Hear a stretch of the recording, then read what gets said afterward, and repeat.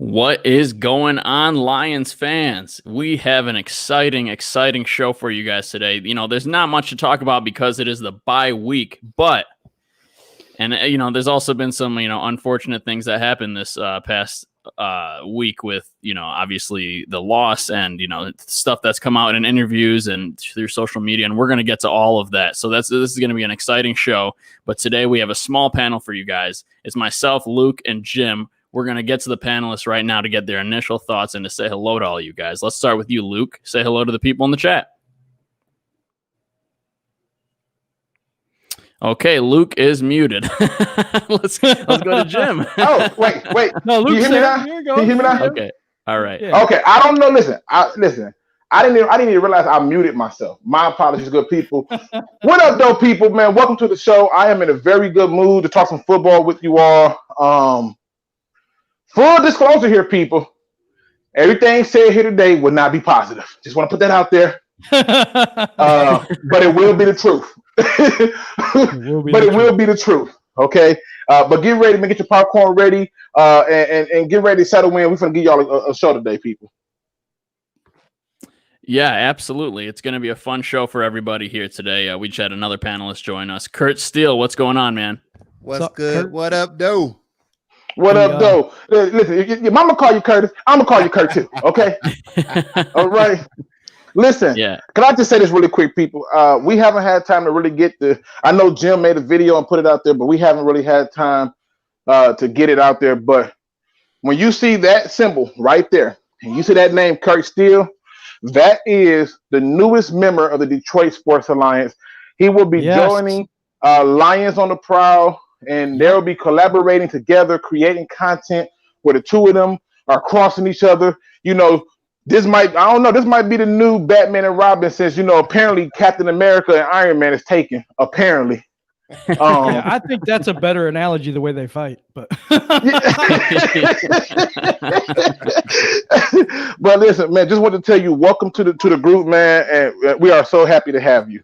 Appreciate that, man. I am so honored to be a member of this elite group of Detroit sports content creators and podcasters, man. It is truly an honor for me to be a member of the DSA. Thank you very much.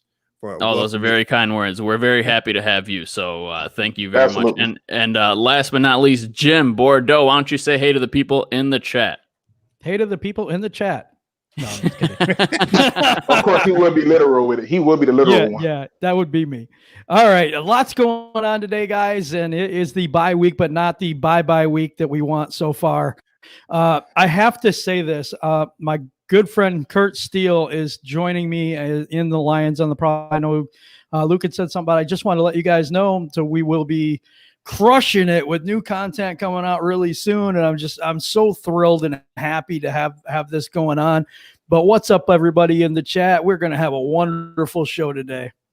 Absolutely. And full disclosure, this might be a smaller show. It might be an hour, might be an hour and a half. We'll see where these conversations lead us. We'll see what fights we get into, what kind of debates turn up. But, just to get started, we have a lot of content to get through anyway. So we're going to get started on our first question of the day. And that is, given in light of the loss on Sunday, now we are 1-3 after being defeated by the New Orleans Saints.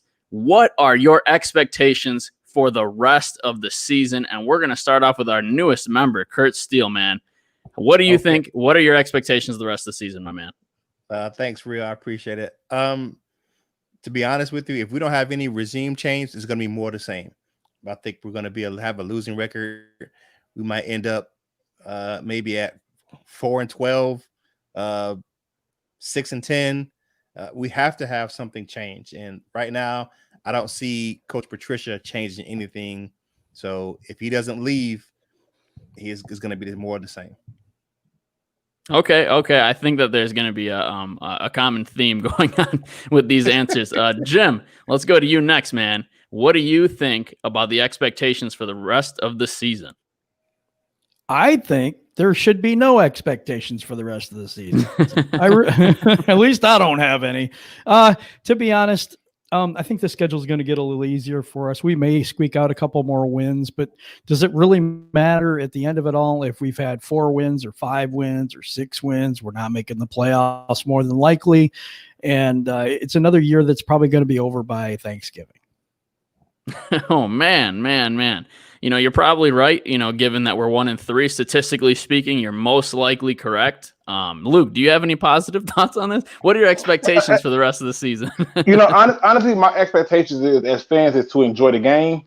Yes. That's for the fans. Just enjoy the games. Win, lose, or draw. Enjoy the games, and you got to find silver linings in each game.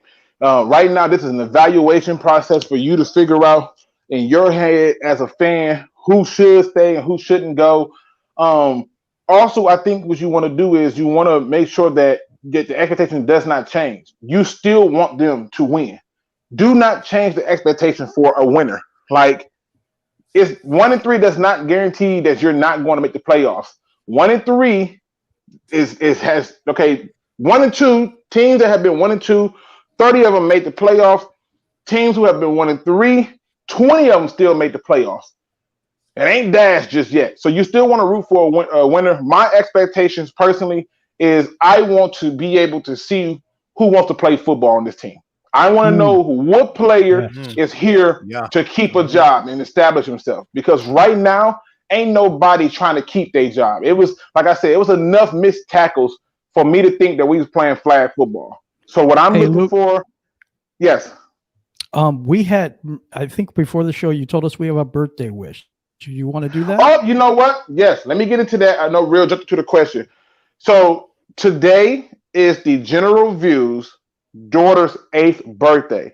And so we wanted to make sure that we let her know that 8 is a special year. I love when I was 8 years old. That was dope. That also means that you're 10 years away from helping your parents pay bills. So that's awesome.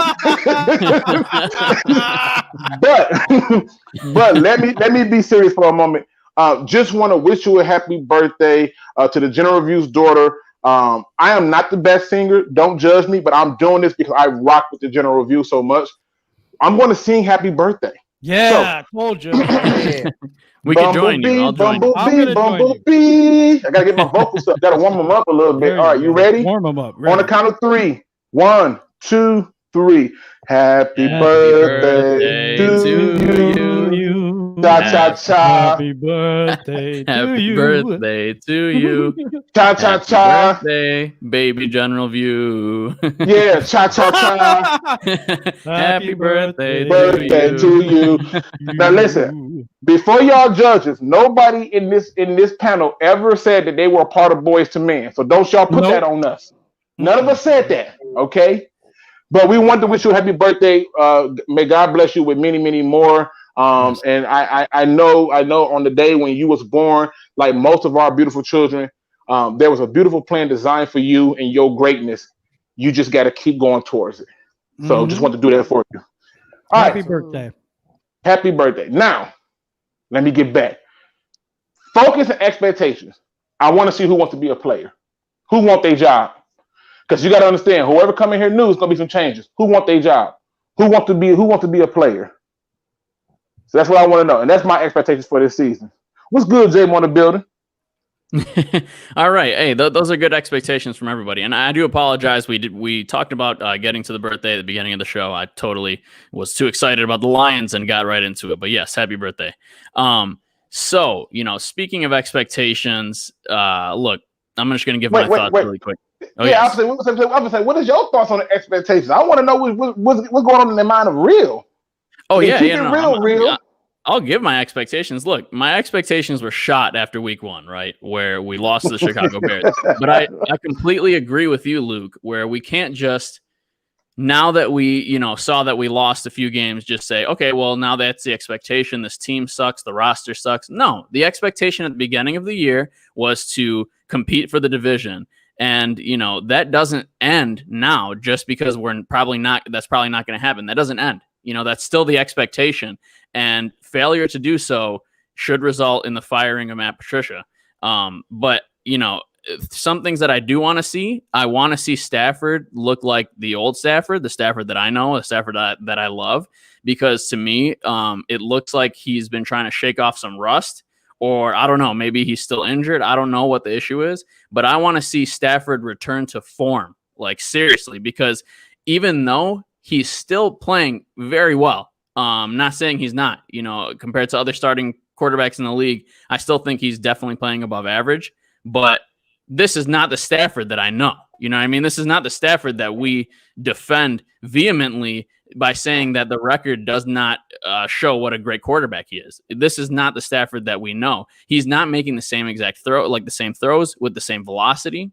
He's not having that pinpoint accuracy with his bullet throws that he could throw 50 yards on the field, and he does it multiple times again. He's not doing that, and it's very concerning. So even if Patricia is gone, if we don't get Trevor Lawrence, chances are we're probably going to have Stafford for a few more years because he still has some left in the tank, I believe. So I want to see him return to form more than anything. And then, but going into the next topic, this kind of leads into it, because when we're talking about expectations and having them be shattered and tempered after these losses, somebody has been tempering the expectations, trying to lower the expectations in order to save his job, in my opinion. And that is Matt Patricia. And that's going to lead us into our second question. So in the press conference interview after the Saints game, I'm like 90% sure that's where he said it. I might be wrong about that. But Matt Patricia said that when he came to the Lions 3 years ago, that he knew that there was a lot of work to be done. And he's kind of using it now to temper expectations, saying that, yes, like we've been building this whole time, needed to get my guys, a lot of work needed to be done.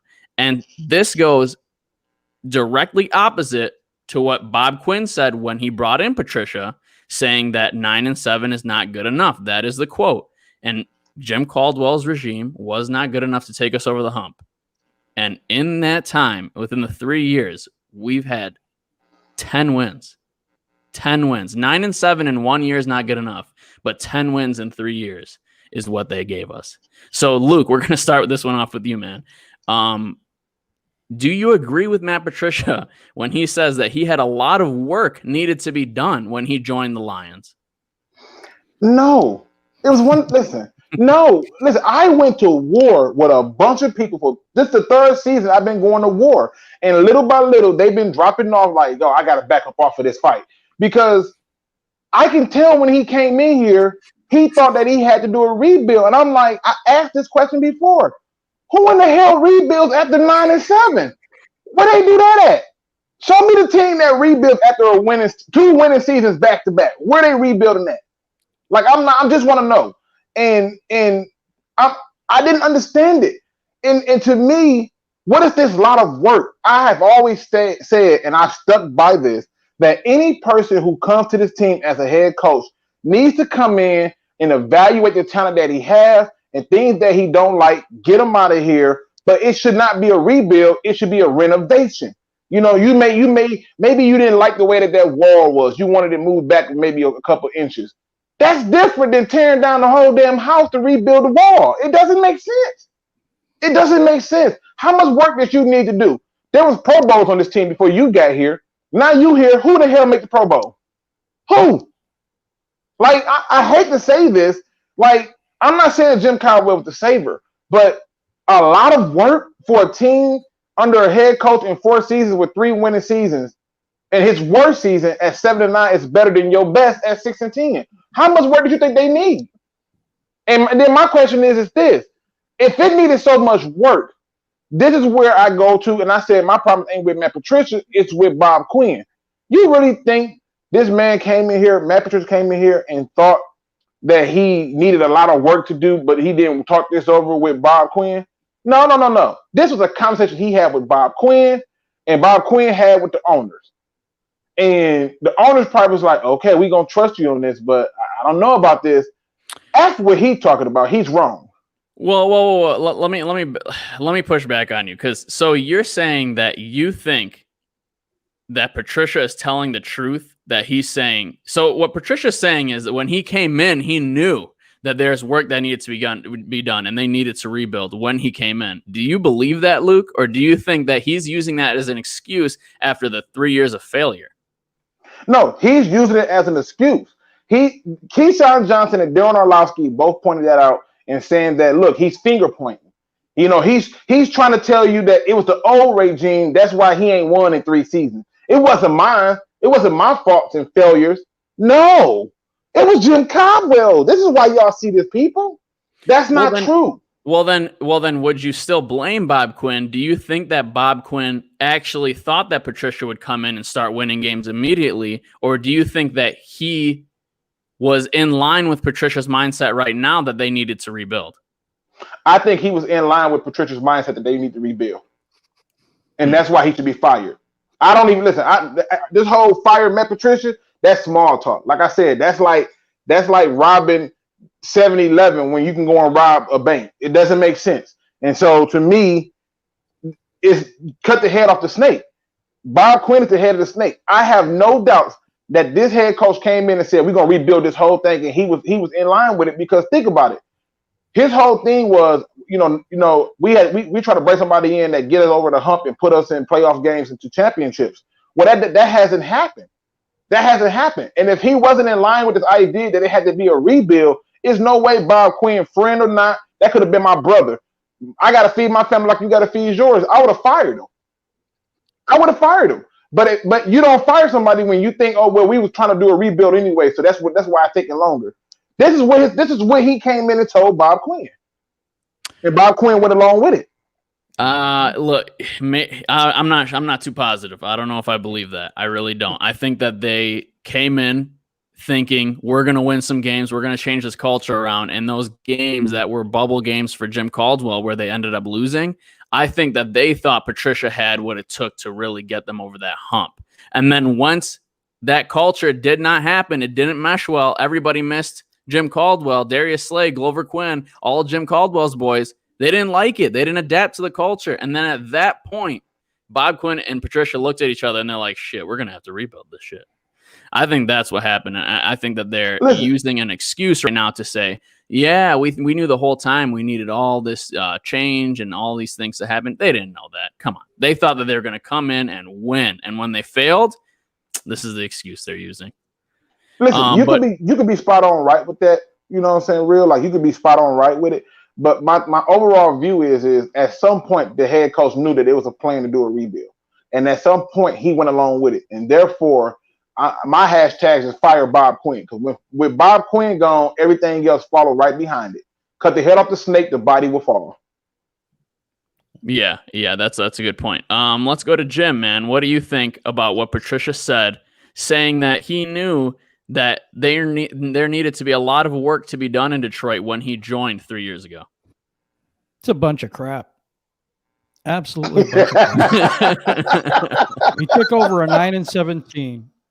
He had a coach in Jim Caldwell that had a winning record and a win percentage of 5.63 or 0.563.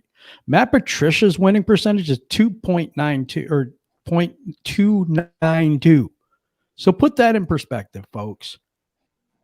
You were brought in to get us over the hump because 9-7 wasn't good enough.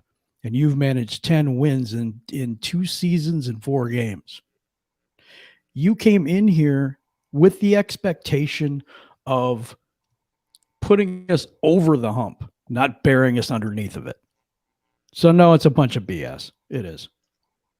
Okay. All right. Yeah, that's fair. I think that's in line with what we were saying. Kurt, man, what do you think about this situation, man? Patricia's saying after the loss and after he's knowing that we're probably not going to make the playoffs, he's saying, man, well, we needed a lot of work 3 years ago. What did you think, man? Do you believe him? Well, I posted a video today on my YouTube channel and on Facebook about this very subject, and it had a clip of Dan Orlovsky, and he said it right. Like, what lot of work did you have to do? We were a winning organization. We were 9-7. The worst out of the 3 out of the 4 years, they were a winning team under Jim Caldwell. 7-9 was his work record. So what lot of work did you have to do, Matt Patricia? That's a cop-out. It is a total cop-out. You can't say that the Lions were so bad when you came in and they were winning, but you You're the second losingest coach in Lions history as far as win percentage. You've lost 11 games in a row when you had the lead in the second half or the fourth quarter. You've lost 6 games in a row where you had a double-digit lead. So what did you make better? What was a lot of work did you have to do? What did you have to do that was so good that you had to come in and do this stuff, that you were just so much of a guru that you can come in and change the culture in Detroit? You were a defensive guru, right? You were the defensive coordinator that led all these championships in New England. Detroit has ranked dead last in defense in most categories the last 2 seasons under Matt Patricia. It is total trash. You know what? Can I add to that, Curtis? Can I add to Go that? ahead. Did we ever once hear Jim Schwartz, who took over a team that went 0-16, say some stuff like this? Like, seriously. Have you ever once heard Jim Schwartz say, you know, when I got here, I knew it was going to be a lot of work to turn this thing around. This is why we suck. No.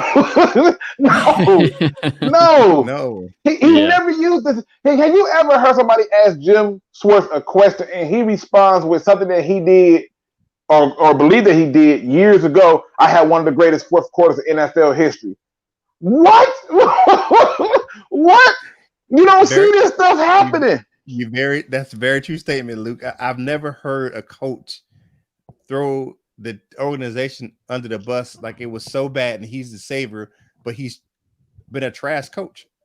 Absolutely. I mean, honestly. Yeah, absolutely. No, I'm in line with all of you guys. It is complete bull crap. It is complete bull crap. And here's the worst part, okay?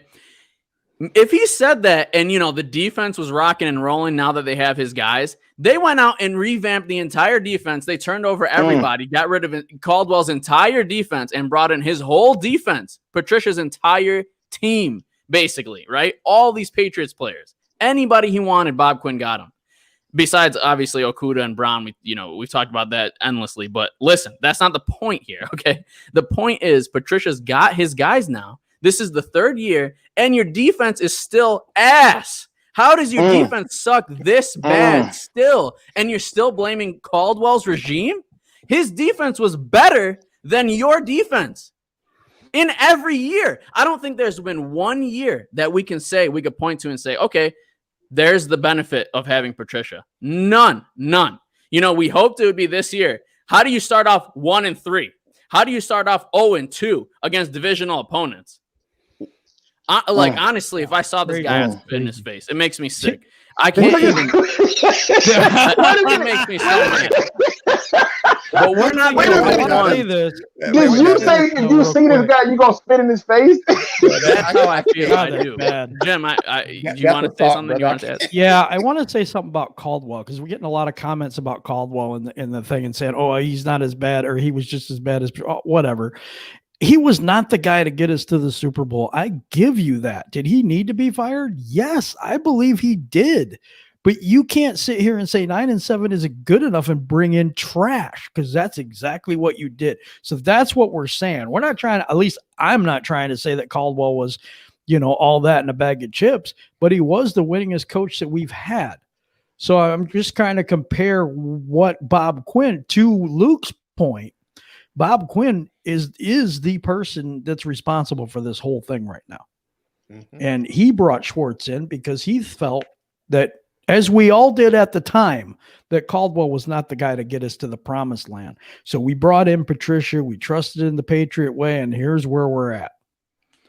Look, as far as Bob Quinn goes, I totally understand what you guys are saying, and the results don't lie, okay? So if they fired Quinn with Patricia, I get it, because you went to bat for your boy, and it didn't work out, so now you got to go. But in my opinion, it's a tough situation because, look, football and general managing is made in the situations that they occur. And during the situations that happened, Bob Quinn went out when he fired Jim Caldwell. And like Jim, like you just said, I agreed with firing Jim Caldwell. We just weren't getting over that hump, right? I'm not saying that Jim Caldwell is the answer and to bring him back. But look, Bob Quinn, he went out, and who was available? It was Vrabel, it was Pat Shurmur, it was Matt Patricia, okay? He had ties with his guy. He was the guy he was most comfortable with. He worked under Belichick for years and years and years. To me, it made sense. You know what I mean? Obviously, it did not work out. And then what did he do? He brought in, he gave Patricia the world, right? And yes, this draft, he had a problem, and he drafted Okuda, which to me is, honestly unforgivable, because you don't draft a guy that early from that position. And then even last year, you don't draft a tight end that early, but that's not the point we're making here. So I don't agree with the way he drafted. I'm just saying in the situations that happen, Patricia needed his guys. We'd be bashing Bob Quinn if he didn't get Patricia his guys. You know what I mean? Like what? I don't know. I feel like Bob Quinn has been in some really shitty situations, and I feel bad for him. But I don't. But he put himself in that situation. But by getting Patricia, I agree with that. I agree with that, Jim. Let's be honest. Okay, let's be honest here. I've asked this question before, and it started with Skip Bayless. I had the question before Skip said it, but Skip Bayless made a very good point after the first game against the Jets. What qualified him to be the head coach of the Detroit Lions?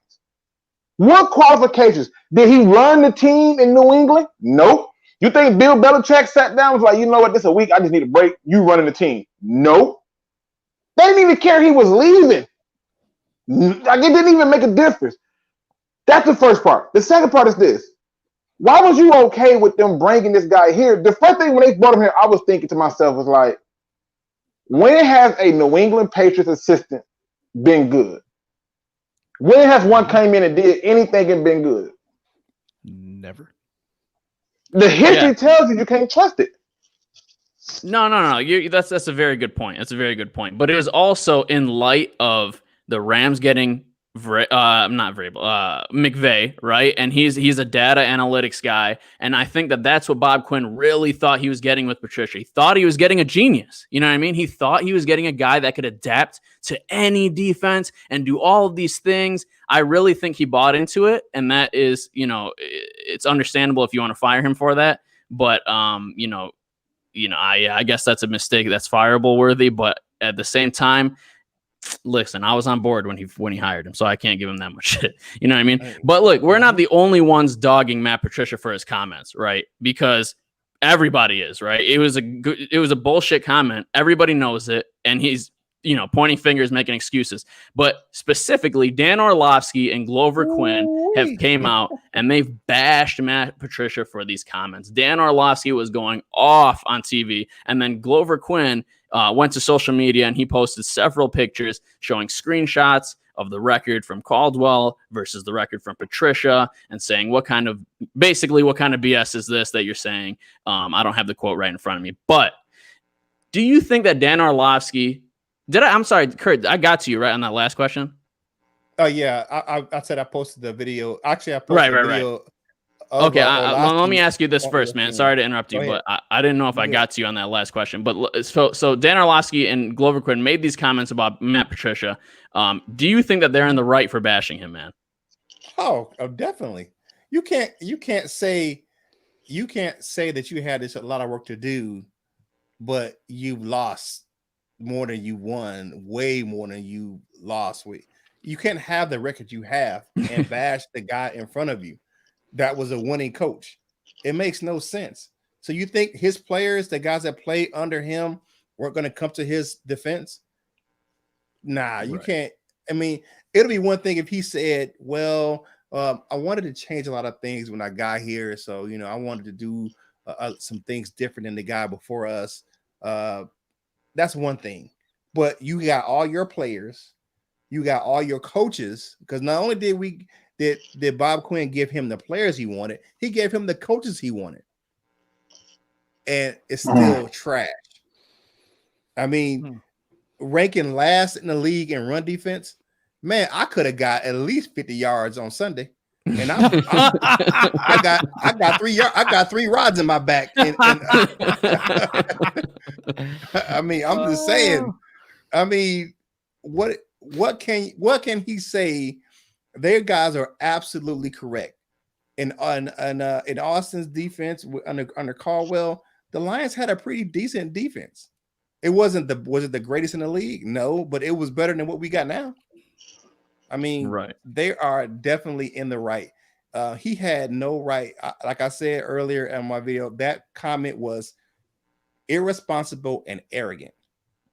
100% facts, man. 100% facts. It was totally uncalled for. He could have said, if he would have wanted to say something like, I wanted to go in a different direction, that would be one thing. But to say you had a lot of work to do when you got here, nah, bruh.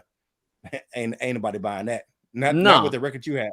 Not with the record you have. Exactly. And I'm just going to add on to that, man. Especially Glover Quinn, because it is such a slap in the face to Glover Quinn, who is the captain of the defense before you got there. And what'd you do when you got here? You got rid of him. You got rid of his boy Slay. You got rid of his boy Diggs. And then what'd you just say? You just said basically they were garbage. And you had to do a lot of turnover and there was a lot of work to be done. When those guys had a defense that was competing at least good enough to get us to the playoffs. You know what I mean? It was a solid defense. And Glover Quinn is a Pro Bowler who led the league in interceptions. Slay did as well, and he's a Pro Bowler as well. And Diggs is a baller. Like you just spit in their face after you showed them the door, and you're still worse than the team that you are bashing before. I just can't believe it, man. Luke, man, what do you think about this? What do you think about this? Not only do I think that they had every right to come in and full out frontal attack him, you're right. It's not just that he was going at the Caldwell, he was going at the players he got rid of. All these people who have been moved on that they said was locker room cancers and had lost a step. Well, Quandre Diggs is balling for the Seahawks. Like I don't understand. You know, we as fans even jumped on this train to clown him and say, oh well, this is what it is. But this is what Glover Quinn felt. This is what he felt. He took a screenshot that was from Pro Football Talk Twitter account, and it said, Matt Patricia, there was a lot of work to do when I got here. We're trying to do it. And then he put a caption on the bottom that says, don't start this mess. You took over a 9-win team. What you mean a lot of work to do, with the laugh emojis with the tears coming out. Then he still wasn't satisfied. Just quite yet. He did turn around and drop another comment because he was irritated. This one came from Ian Rappaport, who says Executive VP of Organization Jack Easterby on a very long-term contract is closing in on it. And is closing in with the Patriots, and he took a shot at the Patriots, and he said, "This is Glover Quinn." Now, shout out to GQ. If you didn't check out the DB room, you have to check it out. But he captured that with, "Are people not tired of the Patriot experience? Geez, they just had a former Patriot go a different direction, right?" And he got the emoji with the hands up, with the shoulders up, like, "Really? This is what we doing?" Now he still ain't satisfied. He still ain't satisfied because he's now irritated. It says, when I came to Detroit, there was a lot of work to do. And he has a picture of Matt Patricia next to that quote. Then it says, Matt Patricia following loss to Saints. And then it got a picture with Jim Caldwell to the left that says Jim Caldwell's final season with Lions 9-7, total record with Lions 36-28, 2 playoff berths. Matt Patricia record with Lions 10-25-1, 0 winning seasons, no playoff berth. And then he puts down there, bad team, eh? Okay. Like this is the reality. This is the reality where it's funny, but he still wasn't satisfied, people. So he gets another one where he takes it's a picture of Pro Football Talk tweet what Quinn said that Dan Orlovsky posted, and Dan Orlovsky said Coach Caldwell had a winning record 3 out of his 4 years. The quarterback was playing as well and consistent as he ever had. The expectations was to be a team with a chance to win every single week, and we were. The culture was fantastic. It was built to grow, not regress. And GQ couldn't take it. He says, this comment has to be laughable, with 1, 2, 3 tear crying emojis. This Man. This right here sums up to me the thoughts of a player who really, and he came out the gate. He came out the gate and flat out said, I just think when Patricia came in, he came in all wrong, and he came in with this attitude that he got to blow everything up, and that wasn't what was needed. GQ told us that. GQ told us that way before this even became a Matt Patricia quote. It just confirmed what GQ saw with his own two eyes. And my reality is this. If they don't come out and bash him, who is? Because I damn sure going to do it. I'm going to bash him. A lot of work to do. Go tell that to Jim Schwartz, who took over a team that's 0-16. Tell that to him. Jim Conwell took over a team, I believe, Jim Schwartz last season, he went 7-9, if I'm not mistaken. And he went 11-5 his first season. Here you come taking over a team that's been 9-7 the last two seasons, and you go 6-10. This is a shame. It's shameful. And at the end of the day, they didn't do enough of an attack. In my opinion, they let him off the hook a little easy. Yeah, look, man, it's a terrible situation, man. And Glover Quinn is just calling it how it is, man. Jim, what do you think about this, man? What do you think about their comments, and do you think that they're fair? Oh, absolutely fair. He took the first shot. They were defending themselves. That's the way I see it. Also, Glover Quinn, a note about him. He has really he's kind of let this go. I mean, when Patricia got here, he got benched.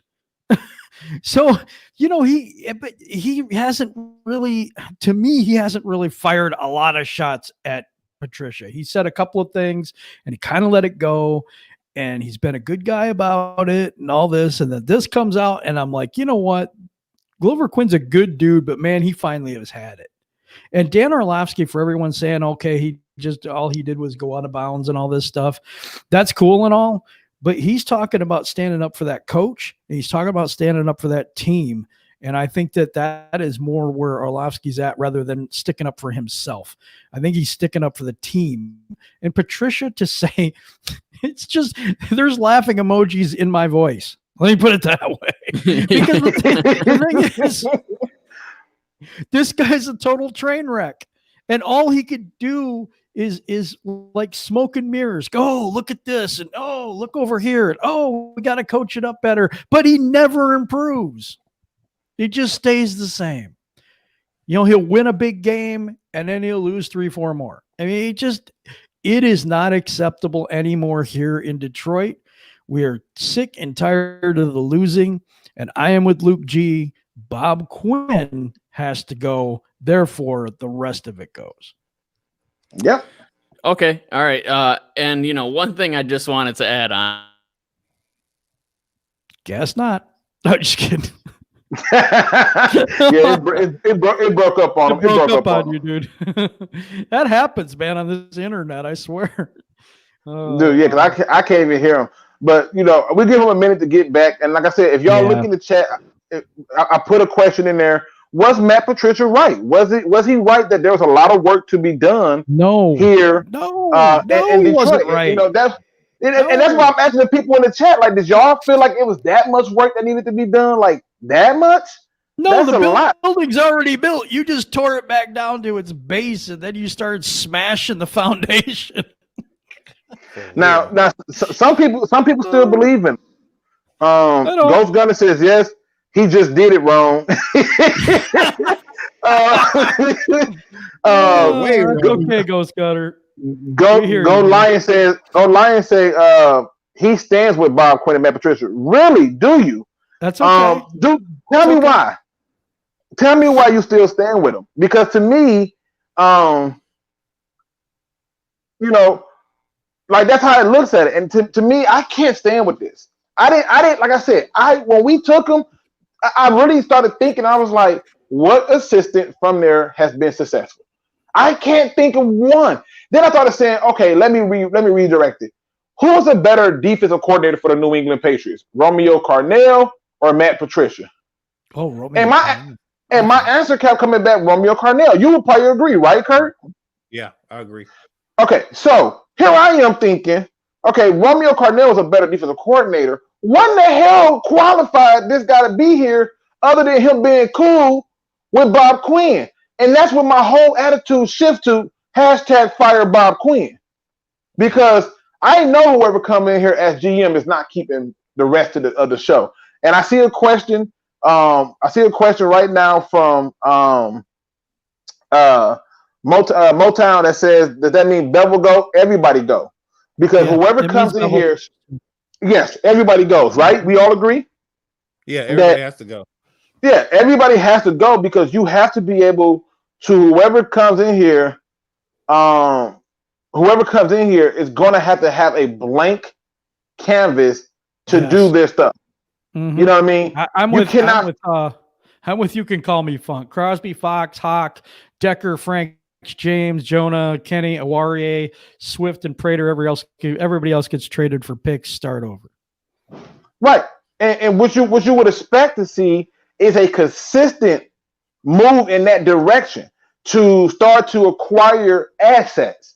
I saw. Hold on, I think Real, you back? I am back, man. Sorry about that. Okay. Everybody.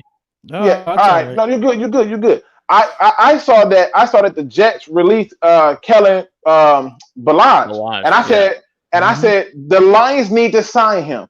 And so one of the subscribers sent me a message and was like, "Man, he garbage." And I said, "Go and watch him.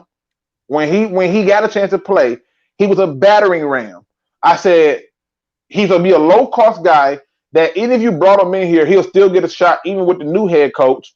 And I said, I'm telling you, they're going to move on from Kerryon. Kerryon's getting traded. We'll probably get a third to fourth round pick for Kerryon. So Kerryon's going to get traded.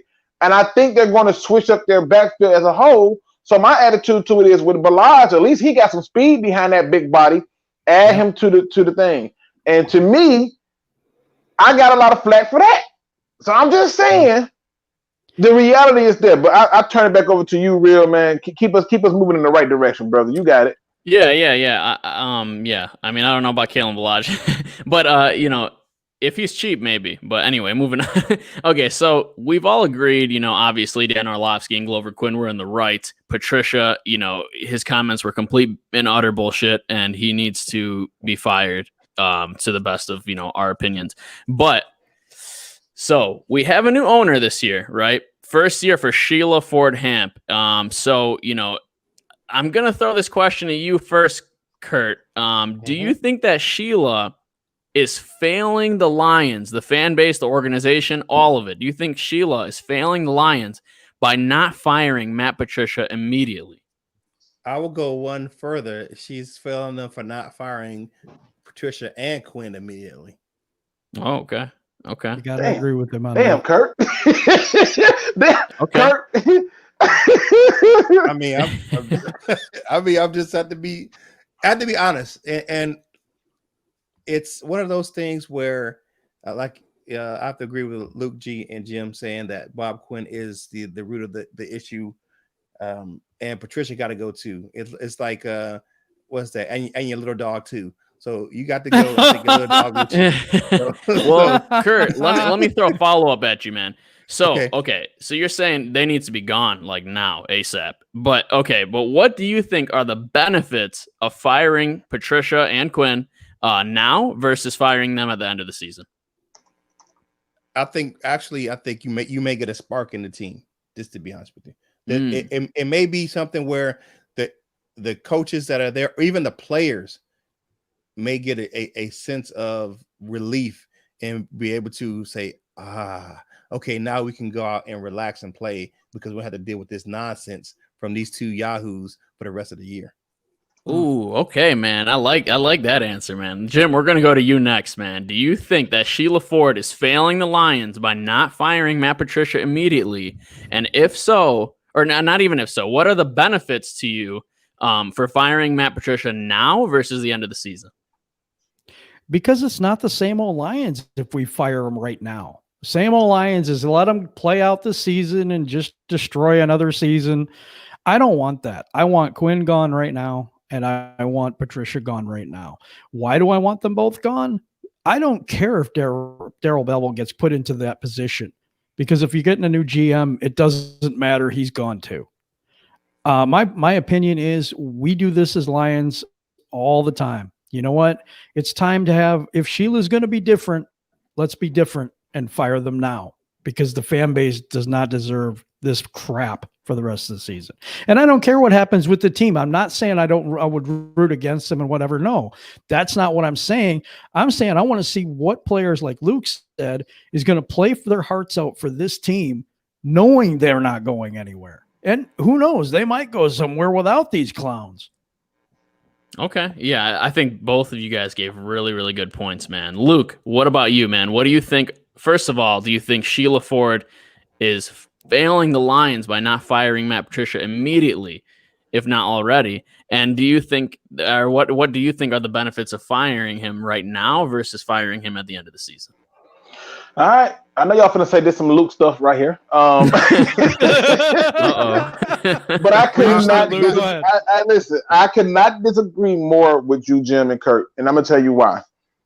We were willing to give this head coach, and by we I mean the Lion fan base, because it was an overwhelming split in favor of him coming to third season. We were willing to give this coach 3 seasons to see what he can do. First part of it is technically at 1-3, they're not eliminated from the playoffs. So the standard and mandate is still in play. So no, she's not failing the fans by firing them, because there is no real benefit of firing the head coach right now. You fire the head coach right now, and it does not matter, because at the end of the day, if you fire him and then they do rattle off some wins, which is what we all want, and they rattle off some wins, and then they decide, well, you know what, Darryl Bevel did a good enough job, we making him the head coach.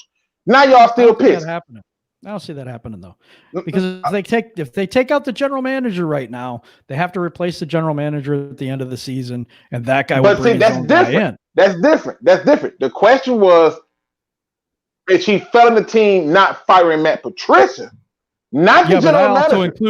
I included Bob Quinn, and that's why. Yeah, see, you included Bob Quinn, and that's different from the question. The question is. No, I agree. Why? You know, is she failing them by not firing the head coach? Firing the head coach does nothing to move the needle. The defense still suck. I mean, what are they gonna do? There's something about the way we do business in Detroit, the way we do business as Lions, as a Lions organization, to always allow this losing, to continue to stick with people way too long, and I think it needs to stop. I think there's something that might be more esoteric about this, if I want to use that word. It might be something out there that's a little bit, we're just not going to take this anymore. And I think that needs to be something in our organization, that they need to put the hammer down and say, no, I don't care. This is enough. Yeah, but that's for your own satisfaction. You can't hire a new head coach right now. You know what I'm saying? You can't. You can't hire a new head coach. But you can put the hammer down and say, you know what, enough is enough. And you know what, we've been losers for so long, and we're finally saying it's enough. There has to be a line in the sand drawn at some point. But the line in the sand comes where there's no chance for you to make the playoffs. I still think there's no chance for us to make the playoffs. You and I both agree on that I still think that there's no chance for it. But there's no benefit in firing a head coach right now. See, it's different. If the question was, is she failing the fan base by not firing Bob Quinn, the answer is yes, because you can hire a new general manager right now. Yes. But in the case of a head coach, what we finna do? It ain't nobody on our roster that's lying in wait. Won't nobody coming to steal nobody for a head coaching job off this roster. Luke, okay, so you're saying you want Bob Quinn fired, though, right? If I'm hearing you correct, 100%. Okay, well then let's switch the question up. Okay, what do you think? What do you think Sheila Ford is failing the Lions by not firing Bob Quinn immediately? Yeah, absolutely. Yes. All right. That's what I was saying, but I think I took the question too far. I think no. I think we're all on the same page. We just, we're interpreting the question a little bit differently, each person. But I think we're all on the same page here. Look, I think that if you're saying Bob Quinn, and I think we're different, because my thing is if you're saying that she's failing them by not firing the GM, that's one thing. Because you can go out and hire a new GM and have him come in and already start his process of evaluation ahead of the curve to see where he needs to clean up and get out of here.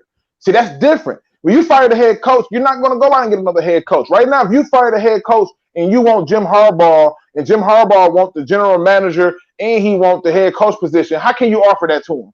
if you fired him right now. He can't take it right now. Like, so what's the point? That's a good point. Well, honestly, I think that there is a benefit to having the narrative change, because the narrative right now is, oh, Matt Patricia is in the middle of his rebuild. Oh, are the Lions going to stick with him? Are they going to fire him? And that's going to stick. If, let's say he rattles off the next 5 wins, then what's the narrative? You know what I mean? Because if they rattle off the next 5 wins and then they still don't make the playoffs, you know, then we're in a sticky situation where I wouldn't even be surprised if the Fords didn't fire him, which would make me very angry. Point. So, you know what? I think that there is a benefit to getting rid of the guys right now, whether it's just Patricia or both him and Bob Quinn. And then the narrative is, who is that next guy? So that the fan base and everybody and, you know, the personnel in the Lions organization can focus on who is that next guy. So I think that needs to happen. I can tell you this. I can tell you why, even if he rattle off 5 wins, why he's still going to get fired. I can tell you why. The standard that they set was be a playoff contender, right? Mm-hmm. They already know this. The Lions have always done this. They've always done based on what the fans wanted. When the fans wanted Charles Rogers, we got Charles Rogers. This was y'all asked for, deal with it. Okay. Fans wanted, like, we get Mike Williams, we're gonna have the best receiving corps. They got Mike Williams. All right. They were following this trend of getting people what they want. Now, she's already sitting up here. She's looking at the media. She's looking at all the proof, all the evidence. And guess what? That's the one thing she's going to look at that's going to nip this all in the butt. There is now a 7th team that makes the playoffs. And if we are even in the talk of being that 7th team, that's not good enough. The fact of how do you know that's her mindset, though? Because I'm going to tell you why. Because when the mandate was set, it was said that they had to be a playoff contender. Her attitude, I think, is different because she genuinely would love to do things different. It's one thing when you are giving advice. It's another thing when you get to make the decision. I think Sheila's going to look at it and say, I can't do business like this. Because the first thing she understands is this. A lot of the business that they're going to do is going to evolve around a certain reputation. It's the same thing she do when she do her charity events. They are you go to one of her charity events.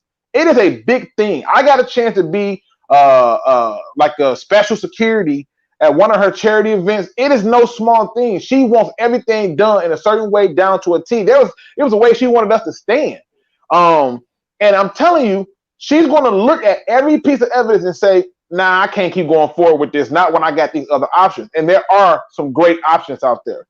It's you know, that's what it boils down to. It's like, do I keep this clunker or do I just go ahead and buy this new car because all I got to pay is $10 for it? New car it is. I think we will see her make those moves. But right now, there's no benefit. And we can't say that she's necessarily failing us when she's only been an owner, full-time owner, where she made the decisions. She don't got to ask nobody for nothing for 3 freaking months. But we gave Patricia 3 freaking seasons, and we already on the owner's head. It's just too much for me. Well, go ahead, Kurt. With that, Luke, that's not how the Fords do business. And she said that in her introductory press conference. They still make big decisions as a group. So she takes whatever. Now she does have the final say, particularly as being the principal owner. But they take it and they discuss it amongst themselves before they make any big decisions. And sometimes that can be the issue in itself, where she should just make the decision herself and say, you know what, you put me in this position for a reason, and I'm going to do what needs to be done. But no, she goes back and she talks to her brother and her mom and everyone else in the family before they make a decision. But if you're the head, you need to act like it and make the decision, because the group thing hasn't worked for Detroit in a long, long time. Right. Listen, Kurt, I'm gonna give you some pushback. Right. Okay. Kurt, you've been on this earth for a long time, right? 49 years. Almost. All right. Kurt, have you ever had that friend that told you shouldn't did something, but yet you had the final say so and did the complete opposite, only for that friend to come back and be like, I told you shouldn't have did it? Oh, yeah. Okay. That's what's going on right now. She can talk to whoever she wants to get some opinions, but at the end of the day, she get the final say so. It's one thing to get advice from a person. It's another thing when you get to make the final decision. And right now, she's going to look at the history of this team and say, I want to be the legacy for this team that changes my family fortunes. Every kid wants to be the one that changes the name of their family. I'm telling you, this lady is a different beast. If I'm wrong, y'all can nail me to the cross. But I feel confident in knowing that she'll get advice from people, but she'll still make her own decision. Hell, every president we ever had has got advice from people. They still get to make the final say so. It is what it is. And you can get all the advice you want, but at the end of the day, she'll make the final say so. And my belief is her final say so would be, we're moving on from this guy. I mean, I hear what you're saying, but that's what she said out of her mouth when she got introduced as the principal owner. She said that she would take decisions back to her family, and they will make them as a family and not just her about herself. I feel you. I feel you. That sounds good. That sounds good to the media. You know, that sounds good. Like you know how like you tell the wife or the kids, like, I'm not gonna eat no more cookies at night, but yet you find yourself at that cookie jar at night. Like you told them that you agreed to something, but you did the opposite because you have the final say so over what you do. And I believe she can take a lot of things to them, but let's be honest, the things that she's going to take to them are going to be things that are not football operational. They're not going to be who should I make my head coach? This is going to be like, this and this. It's going to be like, oh, who should I have for this position to handle our books and our money? That's different. Who do y'all know who can handle our money? That's why Rod Woods was brought in, because he knew how to handle their money. So that's a different conversation. Man. I love Rod Wood. Can you give me a job, Rod Wood? I love you. All right, man. Look, I think that and our capologist. I'll keep him too. Luke, man, look, I love your confidence in Sheila. I think a lot of fans are like Kurt and myself, where it's like, look, I got to see it to believe it. You know what I mean? And if it's true, we'll be so happy that she's the owner and she's the one making the decisions. But until that happens, until she shows us that she could do that, I don't know if I believe that. But I do want to say one thing. There are 52 people watching. There are 30 likes. It would be very, very kind of you guys if you could go ahead and drop a like. That'd be very nice. All right, but we're going to move on to the next topic at hand, and that is wow, I lost it. Okay. Yep, folks, you lost it a long time. Yeah. All right, I lost it. All right, guys, what do you think that the Lions need to do over this bye week to get back on track? And when I say back on track, I don't mean back on track of the same old Patricia track. You know, I mean back on track into competing for the playoffs. So what do you think needs to be done to this team right now if we keep Patricia going for the rest of the season? What do you think needs to be done? Let's start off with you, Luke. All right, this gonna blow your mind, because I know it's gonna sound like there's a whole lot that's going on, but the Lions need to completely scrap Patricia's entire defensive scheme. Let Corey Underland implement his own complete defensive scheme, which is going to be a 4-3, something he was kind of playing around with against the Saints, and it was working. He needs to do that, because you want to know why Romeo Okwara was getting off so much? Because the two D tackles, Pennicini and Danny Shelton, was getting pushed to the middle, and the guy on the opposite side, Trey Flowers, was getting doubled, leaving that guy one-on-one to make plays. This is the reality that we have here, people. That's the first thing we got to do. He got to just be like, forget my defensive scheme. I want you in this week to completely introduce your new scheme, make it quick, simple, and right to the point, so I can get these guys in position to win. That's first. Two, he needs to go and have a long conversation with Daryl Bevel. And he needs to tell Daryl Bevel, listen to me. I want you to be clear about this. I love what you're doing, man. Offense looks nice. I like what you're doing. Yeah, but if we have another game where my running backs only get 9 carries or 7 carries in the first half, I'll fire you myself. That's what needs to happen. He needs to take the reins of leadership and tell his offensive coordinator, I need more balance, and I need that balance to start with more run. Stop putting the game in the hands of the quarterback and asking him to bail us out where we become one-dimensional, and now he's got to make every perfect pass. Take that away from him. The last thing they got to do to get by this is fire Bob Quinn. Because now, with Bob Quinn fired, Matt Patricia knows that he's going to have to do some things totally different to try to not only keep his job, but just to get a goddamn reference from the Lions. Right now, the Lions ain't even ready to give him a reference. You can't reference us at all. Can we get a reference? Yeah, this is the Atlanta Falcons. We want to hire him as a defensive coordinator. What do you think about him? He's shit. Okay. Okay. what were some of the things that he did as a leader? Not a damn thing. All right. Okay. He got rid of his players. Can you tell me when he came in and changed about your team? Everything. That's why we was ass and he's fired. Okay, well, all right. You want any more reference points? That's what they got to do. That'll get us back on track the moment you admit that you need major change. Man, all right, man. Leave some for the rest of us. Damn. All right. So man. Let's go with you, Jim, man. What do you think needs to be done over the bye week to get us back on track? And that means into a trend of winning. Okay, so the first thing we have to do is hire an archaeologist. And he has to find the magic lamp of Aladdin. And we need to rub that damn thing 3 times, find a genie, and get this shit fixed. Oh my gosh. We got to find us an archaeologist. No. We need to get Joe Dahl healthy. We need to move Big V over to the right tackle position, and we need Crosby on the bench. We need to move Jonah Jackson back to the right guard position, and we need to start opening some holes for the running game. Awesome. Fact. Awesome. Yes, I love what both you guys said. Kurt, man, what do you have to add on to that? What must the Lions do over the bye week to get back on track? I think I have to go with a combination of though. For those, you have to totally look at the defense and say, scrap this 3-4, this hybrid defense, play a 4-3 defense. You have to mix in a good level of zone and man coverage and play good situational football. You have to get out of this idea where you have to trust the system. The system's broken and you have to fix it on defense because the system's not working. So, and that's one thing that I would have to say. Patricia's one of those just trust the system guys, and the system will work.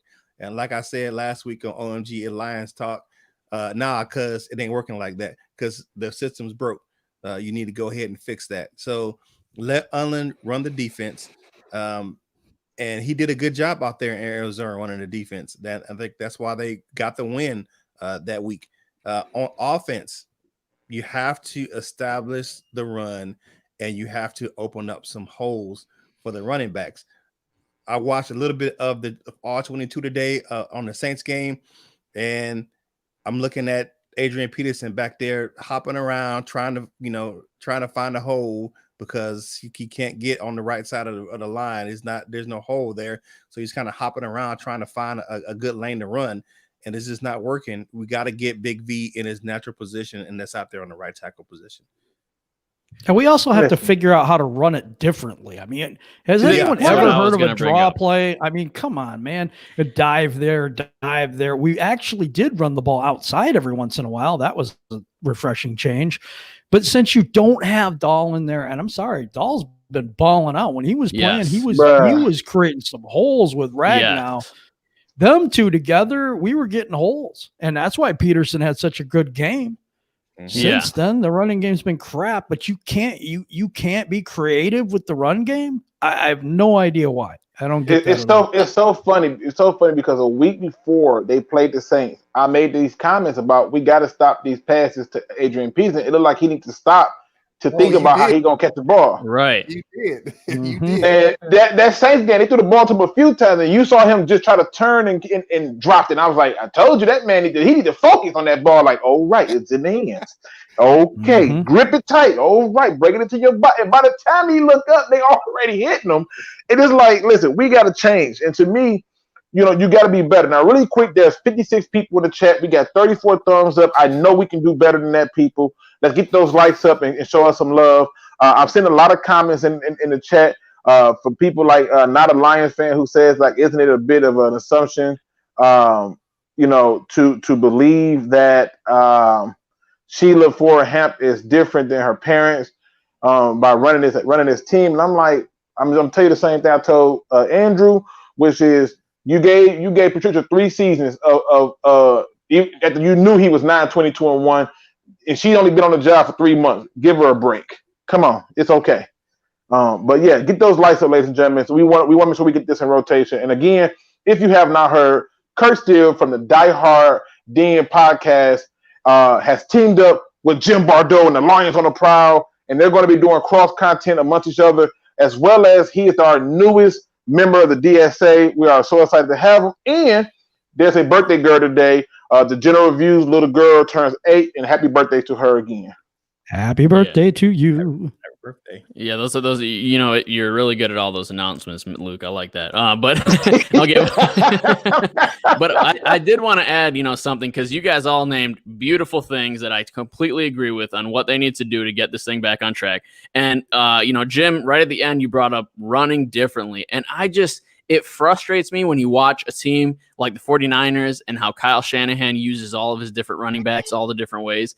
It's just so refreshing to see that, to use your players in the way that they are best fitted. And I feel like Bevel isn't doing that with his running backs. It makes no sense. Like, I don't want to see any runs up the middle, up the gut with Kerryon Johnson. If Kerryon Johnson has the ball, I want a zone run to the outside. Facts. Okay. On the opposite side, on the flip side, I don't want to see any outside zone runs through Adrian Peterson. I want him to run up the gut. You know what I mean? Absolutely. And then Swift, he was doing really well with pass catching in that Theo Riddick type role that we're used to as Lions fans. Use them in the way that they will excel. Don't throw them into these weird situations where you're having Adrian Peterson catch the ball behind the line of scrimmage, and then you're putting Matt Stafford in a third and long situation, and then the drive is stalled because of it. Don't get too cute with that crap, man. Just play it how the players will excel, and you'll succeed. Watch Kyle Shanahan do it and see what he does. He is the best in the league at play calling for a reason. But yeah, no, I agree with everything else you guys said on defense. We definitely need to do more zone coverage. You guys got some. Look, we're in a COVID year. We didn't get a lot of off-season training. There's not a lot of conditioning. Every damn player has a hamstring injury. Why are we running so much man? Why? Play some more zone and put some pressure on the quarterback so that he doesn't have all damn day to throw the ball. Why would you give Drew Brees all damn day to throw the ball? It's Drew Brees. All right. Anyway, we're gonna move on to the next. You know what's funny though. You know what's funny. Yeah. You know what's funny, and I wanted to point this out because I was sitting up paying attention to this, and this scares the hell out of me, right? But watch this, y'all. Isn't it scary when you realize that you were a team who was better than the Cardinals, and they are clearly past you at this point? Like, yeah, we beat them, but it was like barely a beat. Like they needed the perfect storm of exploding within themselves for us to get that win, right? Yeah. And you go through and you look at the Cincinnati Bengals. I feel like they're a better team than us right now. Mm-hmm. Right? Trending that way. Yeah, trending. Look at the Panthers, who don't even have their best running back out there. Got Teddy Bridgewater and told Cam Newton kick rocks. They feel better than what we are right now. All these teams. Look at how many players that the Green Bay Packers were missing on Monday night, and they still obliterate the Falcons. I just don't understand how all these teams that we were ahead of, or at least in the same conversation or stratosphere of, they're now better than us. They're now passing us. Yeah. But we've watched this over a long time, because remember when Dallas was coming up and the Lions were coming up at the same time, and then Dallas went on to win championships and the Lions went on to do nothing. Yep. Even at the Dallas have a better record than us.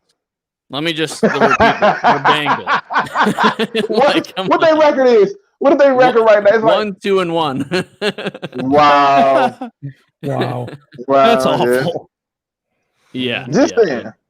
Just put it out there, Pete. So we're getting to the time. We have a couple more questions left, but I want to say this right now. If you guys have questions, please put them in the chat right now. And if you've already posted a question and we haven't answered it, post it again right now, because we're probably not going to scroll back all the way up. There's 120 notifications in my comments section right now, and there's no way I'm going to go look at all 120. So please post your question, and we will get to it. Thank you. And all right, let's get into our last two questions, then we'll get into the commenters' questions. Okay, so what has been the most disappointing thing so far in regards to Lions? And I know we've been negative, but, if you had to name one singular most disappointing thing, Kurt, what would you name? The defense. Just plain and simple. Okay, all right. I mean, the way to watch teams just run the ball and run the ball. And then on Sunday, the Saints did both. They just ran it and passed it up and down the field. I mean, it was just like they were at practice and we were just standing there. I mean, if you look at that game, the Saints offense did what they wanted to do when they wanted to do it, and they didn't have their top tight end or their top wide receiver. I mean, that was just very disappointing to watch the Lions just get destroyed on defense like that. I mean, it was just disheartening. Absolutely. And you know what? I'm just going to go ahead and agree with you right there. The run defense is so horrendous. And, you know, Patricia's whole thing is like bend, don't break. But I don't see any stoppages in the red zone. Like, we are letting them bend our defense all the way to the red zone and then break us. So I don't see any kind of strategic play here to where they're just not putting pressure on the quarterback and letting them run all over them. It's not working at all. I literally saw the Saints, or I think it was the Saints, maybe it was Green Bay. They ran it into the end zone. They ran it the entire time in the red zone and then ran it into the end zone. And it's like they didn't even have to give the quarterback the ball, and they have a great quarterback. How sad is that? So I completely agree with you, Kurt. Jim, is there a particular thing that you can point out that is the most disappointing thing this season so far? Matthew Stafford. Ooh, I think honestly, no, seriously, I think he's played really bad in a lot of these games. There's been touchdowns he's left on the board because he threw an interception to where he's going to Hawkinson. He's had Marvin Hall wide open and Jones, and he throws it right in between them. His throws are off. He's overthrowing. He's underthrowing. And Luke says he thinks he has pressure on him because he doesn't believe in the defense. I still think there's an injury of some sort, maybe a leg or something where he's not able to push off and get the force on the ball that he's used to. Something's not right. I don't know what it is, but he was talking about MVP. I already knew the defense was going to be terrible. So that's not disappointing to me. We all kind of thought about it. Mm-hmm. But Matthew Stafford, we thought he was going to come out and ball. So that's extremely disappointing to me. And I think that's the one thing I'm disappointed in this year. I think that's a good point. I do want to bring up this comment right here. So yeah, Brian is saying, I wonder if that's why Patricia wanted Brown instead of Okuda, and he's talking about the run defense, run game. Yeah. Look, man, it's schematic. It's not personnel wise, man. It's schematic. They're not putting pressure up on the D line. They're rushing three. They're allowing huge holes. It's not that we don't have Derek Brown. And guess what? Even though he didn't get Derek Brown in the first round, why didn't we get a D tackle in the second round? Why didn't we get Gallimore? Why didn't we get anybody in the third round, the fourth round? How many rounds did we have to go before we got, what did we get? Pennicini? Fantastic. All right, next. All right, Luke, man, what about you? If you had to point out the most disappointing thing this season so far, what would you choose? Listen, I'm gonna do my best to make this all encompassing. I had a number of different things, but I can tell you that I agree with Jim that I'm not disappointed in the defense that I knew was probably going to be hot garbage in the first place. We didn't really do a lot. Two, I'm not disappointed in Matthew Stafford because this is what happens when you're forcing him to not be the savior every freaking season, minus just running the ball. And this is the season that you can actually do it. My biggest disappointment is the lack of personnel use. You drafted all these players; they're not on the field. Where the hell is Julian Akor? Why are we waiting? Why are we waiting to see people like Jeff Okuda in week 2 after all these injuries come out? Why are we waiting three weeks before we get a Jesse James sighting? Why is you taking out your best run defender and Jared Davis, but meanwhile we watching Jelani Tavai can't set the edge from his position because they outrunning him, right? Like why are we using Tracy Walker the same way that they use Isaiah Simmons at Clemson, but then we don't take him? It didn't even matter if we took Derek Brown. That didn't matter because even if we did, there's probably a good chance he won't be on the field no way. Why is there not really a real rotation at D-line? Why are we still playing Will Harris when he should not be on this field at all? Oh my gosh! Don't get me started on Will Harris. The personnel decisions have been so terrible that I can't overlook nothing more than that. That's the biggest disappointment. Why are we not using DeAndre Swift, but you took him in the second round? Like, Yeah, why are we not running him more? I don't understand that at all. Why did you pay $6 million to Danny Amendola to not really target him? Right. I mean, just all these questions that come up in my mind, personnel wise, that I'm like, why? What's the point of you bringing in Big V, paying him right tackle top dollar, and playing him at guard? Yeah, that's a good point. Which he clearly is not good at. Right. Yeah, he's not doing well at. You're right. I mean, I'm gonna excuse him for one game, but the personnel decisions have been so bad that I'm mind boggled by. I mean, why are we starting the season against the Bears? I'm hearing Tracy Walker, this. and Tracy Walker is not the starting safety. Will Harris is. What the heck? And why are we to echo that? Why did we pay Jesse James so much money when he ends up on a milk carton and makes like 2 to 3 catches this year? I mean, listen, it's the personnel decisions. Why are you going to bring Adrian Peterson in for him to have a good first game, but then get 9 or 7 carries the following 2 weeks after that? Makes no sense. It's personnel. I gotta address this real quick. Look, Funky man. Look, man. You're saying, look, this can't be the narrative going forward, that it's all Bob Quinn's fault and that he hasn't gotten Patricia's guys, man. They've gotten Patricia's guys. Come on, man. No. That's not what he's saying. That's not what he's saying. What he's saying he's feeding Patricia scraps and a few guys he knows. I understand. I understand the Brown versus Okuda. I understand that. No, okay, he's saying. Listen, what he's saying is, he says, real. He said they haven't drafted a D tackle because Patricia isn't the one drafting, and Bob Quinn thinks so highly of his guru that he feeds him scraps and a few guys he knows. Right. So what he's saying it. Okay, sorry. Go ahead. I'm not meaning to interrupt. No, you're fine. All he's saying is this. He's saying that basically that one, the general manager is the one who's basically saying is the one with the arrogant attitude that I'm not going to get you what you need per se. I'm going to get you what I think you should have, and you're going to have to turn it into water.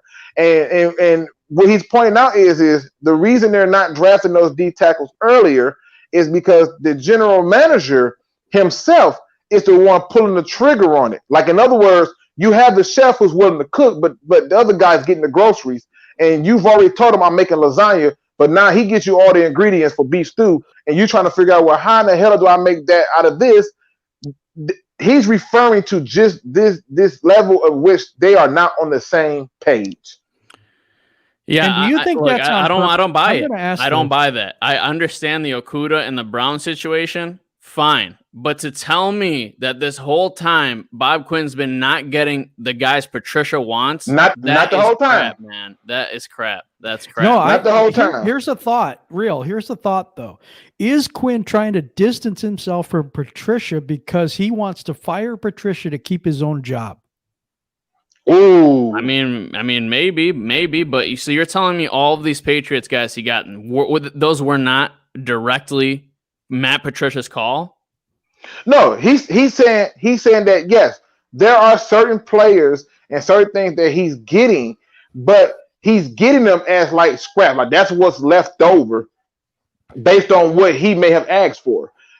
He's saying that there's some type of disconnect between Patricia and Quinn where they're not on the same page. They're just not. They got two different thoughts. It is not just him. You have the scouting department who wanted Isaiah Simmons and Tua, and they were split on those two players. They were the only two players they thought was worthy of that third pick. You got rumored that Matt Patricia wanted the D tackle, and he brought in a number of D tackles for workouts and stuff, trying to add more D tackles prior to the draft. None of them really signed, minus Nick Williams, whatever that's about. And then you turn around and here comes Bob Quinn, who's like, after what the scouting department is saying, after what Patricia is saying, we going Okuda. Yeah. Okay. And then, I mean, that might be true. I thought I read it as like giving Patricia more excuses. So yeah, sorry, Funk. I misread it. No, he ain't defending them. Got you. So hey, we got the hook cam in the building. I just we do. Hey, what's up, hook cam? Salute, Cam. Yeah. So we'll get into the next one, but to me, the most disappointing thing is still the defense, run defense to me, because, and I understand what Luke and Jim, what you guys are saying, because you guys totally anticipated this, but as somebody that this offseason was a Patricia defender, right? Because I bought in saying, like, he hasn't had his whatever. There's always been excuses, right? Stafford was out 8 games last year. Before he was out, they looked pretty good against Kansas City. They looked good in certain games, whatever. Patricia's defense stopped the Patriots 2 years ago. There were flashes in the pan, and I thought maybe he could sustain it consistently if all the pieces are there and there's no injury, like major injuries and stuff. But clearly that has not been the case. And this year, to me, the biggest disappointment is how much the defense has been revamped this offseason. We brought in so many people, yet it looks like the same garbage. So that is the biggest disappointment, in my opinion. I can agree. Now, listen, can I give you one honorable mention? If I had to go to like the most disappointing player, okay, Jamie Collins. I'll give you another one. Tracy Walker. I can't blame Tracy. I can't blame Tracy Walker when they're not giving him the snaps. They were giving it, but he hasn't played that well either. You got to admit. Well, what about he's played well. I like what Tracy Walker is doing. Listen, you can't ask Tracy Walker to come and be in the box, take less snaps, then be in the box, and then expect for him to turn. He's done well. They put Deron Hardman up high and put this guy in the box. It's dumb. That's what he was supposed to be better that way, though. No, he wasn't. Be his thing. Yeah, that was supposed to be his thing. He's better at running free. He if you put Troy Polamalu in the box, yeah, you talking. You can get that done. He was more like Ed Reed. Don't put me up in that box. Let me run. you see Hook Cam's comment? He said Jamie Collins reverted back to Cleveland. Jamie Collins. He did. He sure did too. He has been the biggest disappointment. He got kicked out of our first game being stupid. He comes back, showed terrible effort versus the Green Bay Packers. Then we go on, we play the damn Cardinals. Lo and behold, he balls out and steps up after being called out in the media for his lack of effort. Then here come week 3, much of the same, lack of effort, poor angles. It's a joke. He was supposed to be the guy to come in. Another person that I said, what Jimmy Collins are we getting? Are we getting Jimmy Collins from, say, New England? Or are we getting Jimmy Collins from, say, Cleveland? The stuff that he's doing here would not fly in New England because Bill Belichick would be like, you cut.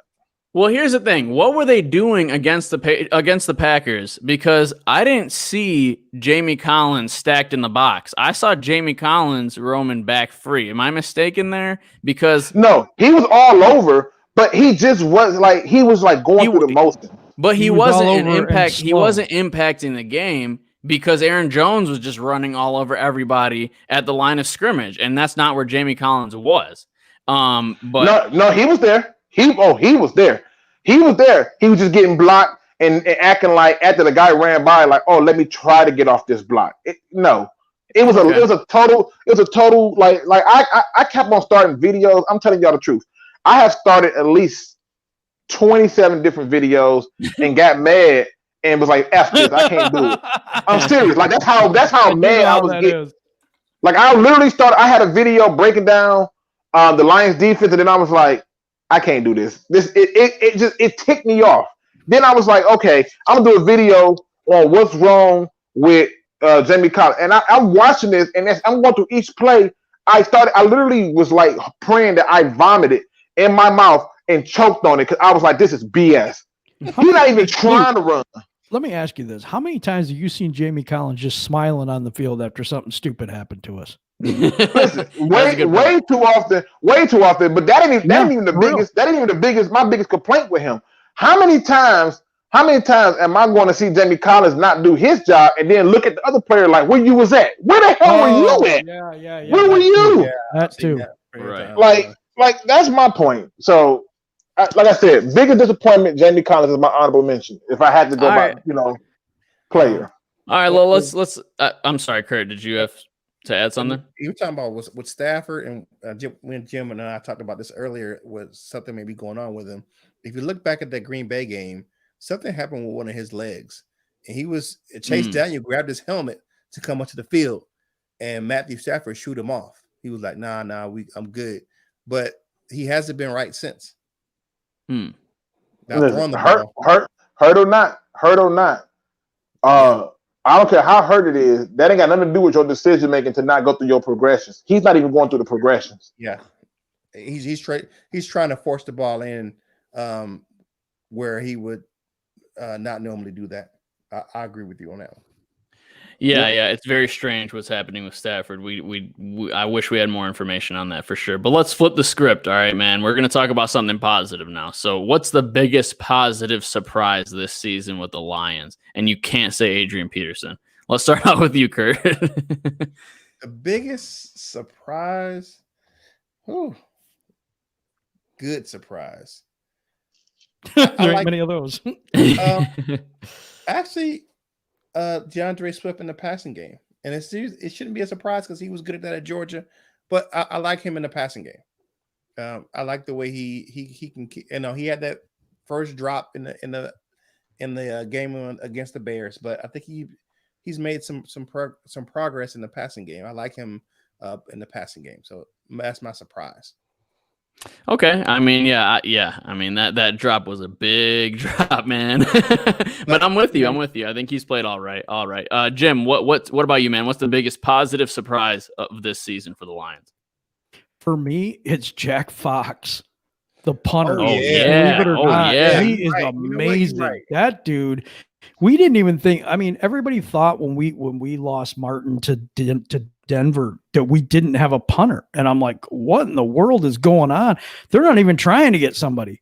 We had the best guy sitting there the whole time, and we didn't even know it.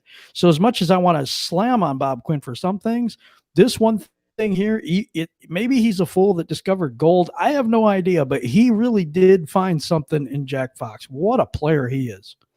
Yeah. If there's one thing as Lions fans we could hang our hat on, it's the kicking and the punting, man. Like, we have been so consistently good at kicking and punting with, Jason Hanson and then Prater. And, oh, man, it's just been great. It's the one thing we can hang our hat on. But, Luke, what is the biggest positive surprise of this season for the Lions? I could do one for offense and defense. But to me, if I had to narrow it down, the biggest surprise has been Pennicini, whatever his name is. I like that too. I just every time I watch film, getting mad at Jamie Collins or something that the defense is doing, I'm noticing that this dude is disruptive. He's bullying his one-on-ones, and when they double team him, he's holding his ground.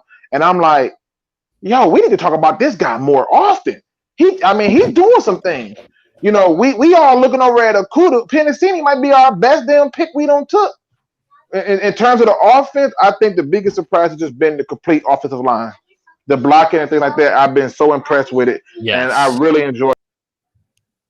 Oh, well, okay. So Luke somehow got cut off. But you know what? I'm just going to go off of what I think is the biggest positive surprise. And I'm going to agree with Luke. That offensive line, man.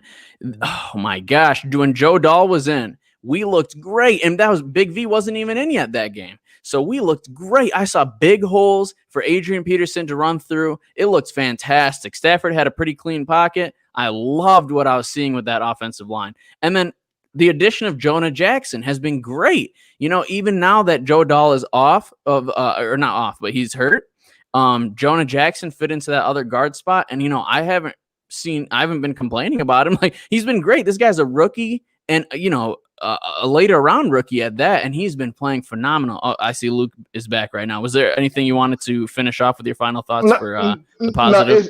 Yeah, my bad.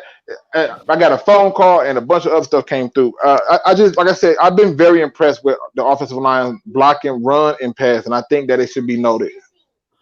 Absolutely. I definitely agree with you there. All right. So as I was saying, I agree with the offensive line and how Joe Dahl and Jonah Jackson were playing. Now we are going to get to the questions from the chat. So if you have not already, put your question in the chat and we will get to it. I'm trying to figure out where is the very first one starts at Crimson Shadow, who says, it basically says question also is, will we still be a running back by committee team after the new GM or coaching change? Why don't you answer that one, Luke? I'm trying to find the Tell me who the general manager and coach is, and I'll tell you if we could be a running back by committee. If running back by committee don't necessarily got to be 3 running backs. It could just be a 1-2 punch. And I think a lot of people have turned to that 1-2 punch. So if I'm a betting man, and I do have a tendency to do that from time to time, I'm going to say yes, we are probably still going to be a running back by committee between 2 top backs. You saw the Saints do it with Latavius Murray and Elvin Kamara. You see the same thing happen in on the Browns with Kareem Hunt and Chubb. You see them trying to do the same thing over with Tennessee with Henry, and I'm drawing a blank on dude's name right now. But all these teams are doing this, so I'm going to say yes, we more than likely will still do running back by committee. The question really should be, will we commit to that process of running the ball? Right. Hey, I think that's good. Real. Yes. Yeah. This one guy, Austin Markovsky's been asking this the whole time. Says, what can we get for Stafford? Have you seen that one? Yeah. Oh, it's up there right now. He just kept repeating it over and over and over. Right. Austin. So he's been asking, if we draft a new QB, what can we get for Stafford if we decide to trade him right now? That's a tough question. Third round. Right now. Like right now, what team? Give me the team and I'll tell you what you can get. You said third round, Jim? Yep. That is tough. You think that's tough? That's the best I'm being honest. That's it right now. Yep. That's what he's worth. Like right now, who's really in a playoff spot whose quarterback is hurt? Nobody. Nope. Nobody. I get it. Maybe when I think COVID, we could trade him to New England. That's good. Maybe. But Cam Newton's doing well, man. But he has COVID, so yeah, I see what you're saying. Look, I would not trade him for a 3rd round pick, man. I have too much respect for Stafford. I'd let him ride out his career in Detroit. If he wants to go, then I would do it for a 3rd round pick. I would do whatever this man wants. He deserves the world because he suffered with us for too long. But man, that would be so tough to see him go for just a 3rd round pick. Oh, they say the 49ers. That's not a bad idea. Kyle Shanahan would have a field day with Stafford. So the only problem with the 49ers is if we trade him, let me see. We take the cap hit. His cap, he got 2 years. That might work. That might push us up to a 2nd round pick at best. Yeah, that might work because you're talking about getting that money in there. They got a few people on IR with Bosa and the other dude, the running back quarterback. The running back and the quarterback. What's the running back? Morset? You would have this. I can't remember the running back. Yeah, you would have the space for it. So yeah, I can see us moving up to a 2nd round pick at that point for Stafford. The 49ers, They got Mostert and they got McKinnon and those guys. Is that what you're saying? Yeah, someone got hurt. Oh, right. Yeah, I don't know, man. I don't know. They got Jimmy Garoppolo for a second. Yeah, I don't know. Okay, so yeah. All right, let's go on to the next question. That was a tough question, but yeah, I don't think we have a definitive answer for you because I don't think a lot of us want to see Stafford go for that low. But that's probably what it is, the 3rd round pick. But yeah, all right, Max Stagg. What are the potential coaches for the defensive side of the ball? And I assume he means head coaches. Luke, do you have any, or Jim or Kurt? Any of you guys have any? If he's referring to head coaches. I know I'm finna say it real off when I say this. If he's referring to head coaches, I'm gonna mute you, bro. I'm gonna mute you. Don't even fucking don't even say what I think you say. I'm being honest. Listen, you gotta understand this defense is tailor-made for Matt Patricia's defensive scheme, which is a 3-4 strange supposed hybrid defense, right? The only person I know who has a mastery or a strong feel for the 3-4 is Rex Ryan, realistically. Rex Ryan. No. I'm just saying, Rex Ryan is one of those guys that has a level of it. The only other, and then outside of him, you got Robert Saleh, who has experience with the 3-4 as well. But do we have to run a 3-4? But that's my point. That's my point. If you're switching it and you don't care what the defense is going to be, then you got a plethora of names I can put out there for a lot of different reasons. But if you're trying to do it where you have the least turnover on roster and all this other stuff, then yes, those two guys would be my pick. Okay. Yeah, I would have put Salah myself. Yeah, me too. I like the defensive coordinator out of San Francisco, and then I like that too. Or Wade Phillips. I can't do Wade Phillips. Coach, I don't know. You can't do Wade Phillips. I would. Nah. I would. I would want Wade Phillips over Rex Ryan any day, but as a head coach, Wade Phillips always start off hot with that first season, and then it fizzles after that. Like they figure him out way too quick, too often. It could be. Yeah, and you know the guy from San Francisco. I mean, like, how good you got to be when you get Bosa and you get all these guys. Just saying. Just saying. All right. Crimson Shadow says a better question for the Stafford question for trading Stafford. Who would take Stafford? He's thinking Washington. We did touch on this, but let's say if you had to pick a team, what's probably the most likely team that would trade for Stafford? I think, Jim, you were saying 49ers or the Patriots? Yep. Yeah, I like those two teams. Go ahead, Luke. I think Pittsburgh is the most likely candidate. Ooh, I like that one. Wow. I actually think like so? that one. That's the most likely one. He's going home. He's going home to Dallas. Oh, yes. That's what I'm talking about. Yeah, you are on the same page as me, man. What are they doing with that then? They just gonna let him hit the free agent market? Yep.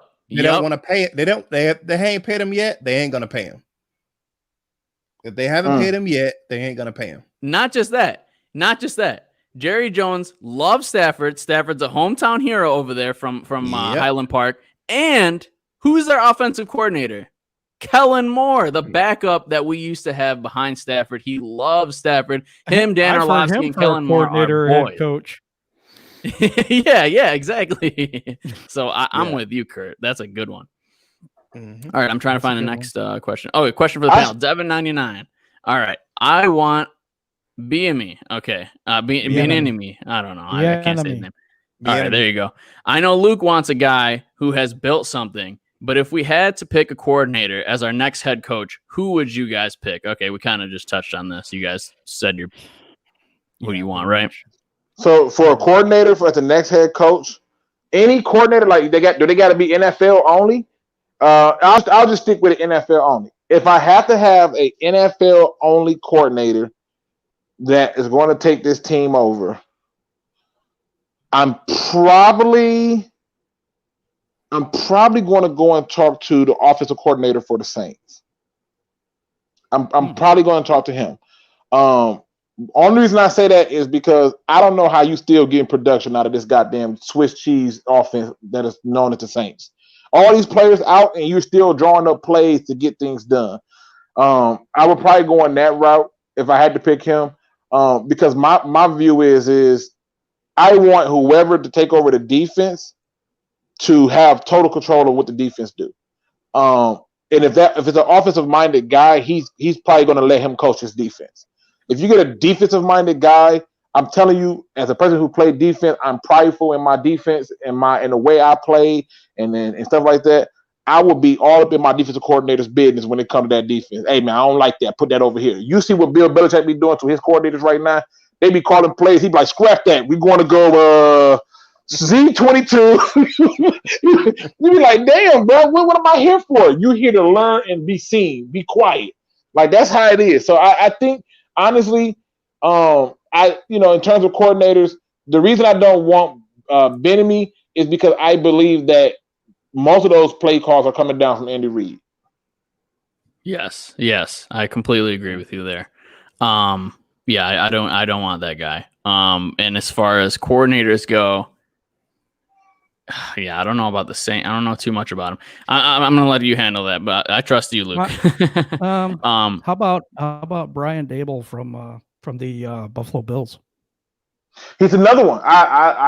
Him, the guy from the Colts. It's a few of them. But again, you got to ask yourself, what do you want your team identity to be? There was a question earlier that said, what's the earliest they can fire that they can fire Matt Patricia and Bob Quinn? Like realistically, they can do it now. But let's be honest. I really don't think there's no benefit to doing it right now. Send a bigger message and get rid of the general manager. Then you get to really see how Matt Patricia acts. I guarantee you the way he talked to the players is different and everything. So just saying. Okay. Yep. Sky Guy, he's saying, dude, where the hell is Julian Okawara? He was projected to be a first rounder at one point. Yeah, man, we don't know. He's on a milk carton right now, man. He's where on the bench. hell is he? Know where he at? He handing out water. He's on special. I saw him on right. I saw him know on where he's special at. teams. I did. I saw him on special teams. So I think we're all disappointed in that one. And then he follows that up with, why are we playing Christian Jones? Because we got rid of Devin Kennard. That's why. We got rid of Devin Kennard to save $6 million to give to Danny Amendola and Chase Daniel. That's why we're playing Christian Jones. I'm sorry. I'm still mad about it. Listen, it doesn't make sense. And when we took Julian Okor, I'm telling you, listen, I did that draft show. I sat back. I was very neutral in my response. I'm like, okay. And just because I saw fans were all excited. Man, I'm telling you, Julian Okor, man, he's projected to be a first-round pick. And I'm like, he can't play the run. Like, don't you run at him. It's going to be successful. He can't play the run, and his best film came against Michigan. That's not saying much. Yeah. Okay. Like, and now he's not. He's a special teams guy. Yeah. Beautiful. Crimson Shadow has a real good question here, man. Who are the top players to keep and trade after this year? So I'm assuming he means if we have a regime change and there's a whole new coach and GM. What are the key players to keep, man? What do you guys think? Well, we can listen. We can make it quicker by just saying pick one player that's guaranteed need to be traded and one player that you guarantee need to just keep. Each one of us right. That way it's different than trying to run down a whole list. Kirk can start it off. You go first, man. Okay, I would keep Frank Ragnow because he's the hell of a center. And who would I trade? I trade away Jamie Collins. He got to go. Ooh. Okay. All right. Let's bounce it over to you, Jim. I'm intrigued to hear these answers because I know mine's easy, hands down, like no ifs, ands, and buts. Mine's pretty easy too because I'm agreeing with Kurt. I keep Frank Ragnow. I think he's going to be the best center in the league, and I think you build through offensive and defensive line. I trade Kenny Golladay because I can get a lot out of him right now, and I don't think we're going to re-sign him. Jim, yes. Okay, you are on the same page as me. Number one guy to trade if we have a regime change is Kenny Golladay. And that's going to really, really piss people off. But seriously, if you are rebuilding, you have a regime change, we're probably getting rid of Stafford, and you have a new quarterback, whoever you got. Dude, you do not allocate all that money to the wide receiver position. It never works, especially if you're going to have a young QB that you're going to try and build around. Look, I know you want to build around him and give him weapons, but you got to build out those trenches. And you see the teams with the rookie quarterbacks that have their quarterbacks on rookie deals. What do? They have amazing D lines and offensive lines. They have amazing running games. That really helps out the team. Look, you can build around Hawkinson. I would say you keep Hawkinson and you trade Golladay. You build around Hawkinson, that offensive line, and that run game. And you also, bolster the defensive line as best as you can because it's garbage right now. Right. Luke, what about you, man? All right. So like I said, mine was easier than most. I do get y'all concept because like I said, I like the idea of trying to get the best person out of there and get the most value for him in trading Kenny Golladay. I get it. But for me, you trade Stafford. You trade that Stafford. Was my second thought. And one, that unleashes him. 2, the big contract is gone. 3, whoever you're taking to come in at quarterback, you've already made investments to have the right people take it over. They're going to get tossed into a different situation anyway. And the guy that I would keep, the guy that I would 100% keep, because I actually think that you can use him in any defense is Danny Shelton. I feel like this guy has been underlooked as well. I feel like I agree with that. he has blown up the spot on a number of plays, and it is not his fault that linebackers can't feel where he blew up. And so to me, I would definitely keep him. But I don't think none of y'all had any bad ideas because, like I said, when you start talking about trading Kenny Galladay, and this is gonna come crazy, y'all. I'm also the same person who thought that we should have traded Calvin Johnson before Calvin Johnson asked to be traded. Before when they came down to deciding on who we keep between Calvin, Stafford, and Sue, I was in favor of trading Calvin because I feel like every year, and I have not been proven wrong yet, every year there's at least 3 to 4 receivers who come into the league and ball out every freaking year. So to me, the value on receivers is not as high for me. I'm not a high receiver value guy, and I don't believe in paying quarterbacks top dollar. So therefore, I will go in that direction. Makes sense. Okay. Yeah, I think that makes sense to me, man. All right. Question for the panel, Devin99. Oh no, we've already gotten to that one. Okay. Do you guys see any questions that I'm missing right now? Yeah, I'm pretty sure there's a bunch of them in there. I was scrolling through trying to keep up with them, but it says, not a Lions fan, but it says, where was Jared Davis in those plays that Jamie Collins was whiffing on? Not on the damn field. That's the problem. On the sidelines, looking like on the sideline, saying like, "Oh, this the guy y'all brought in." Oh, okay. And then if you just go back to that Green Bay game, I promise you, I had this whole thing with Andrew where I had to go to the film and show him where he kept saying, "Oh man, Jared Davis had to run right up the middle," and I said, "No, that was Jamie Collins' fault. No, it wasn't." And then I showed him, and then he just looked like, "Luke," I said, "What's up?" Jared Davis still trash, man. I was like, really? I just showed you. I just showed you what happened. Like, I showed you what happened. And you're still not buying it. It's just, I don't know. I don't know. I'm just putting it out there. Crimson Shadow has another good question, and we're only going to get a couple more. There's a bunch of questions in the chat. We appreciate you guys' involvement. You guys have been awesome. And if you haven't already, please hit that like button. It really, really helps us out, and we appreciate that. But Crimson Shadow, you're saying, so should we try to go for a college coach this time or another coordinator for head coach? And that's a good question. Or, you could also say a head coach that's been fired before, because there are some of those out there. Luke, I know you have one on your mind. Why don't you start this off? Who do you think? You think a college coach or a coordinator? I'm thinking college coach. My criteria is real high, people. Y'all don't even understand right now. When you go through, I'm just gonna give you some homework. Go through and just look at the Detroit Lions coaching history and tell me how many of those people were experienced in doing something like building a program or taking over a dumpster fire and turning it into gold. None of them were capable of doing that.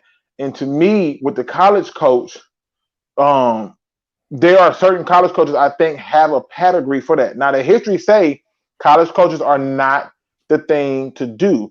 But to me, David Shaw, Jim Harbaugh, and one guy who doesn't necessarily have the NFL pedigree, but I think he can build a program is Ed Oregon from LSU.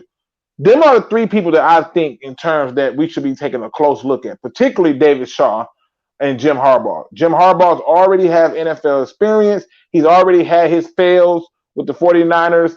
He's already had his fails with the Michigan team, but he's been to a Super Bowl. He's been in playoffs. He's taken trash teams and made them better. He knows how to build a program.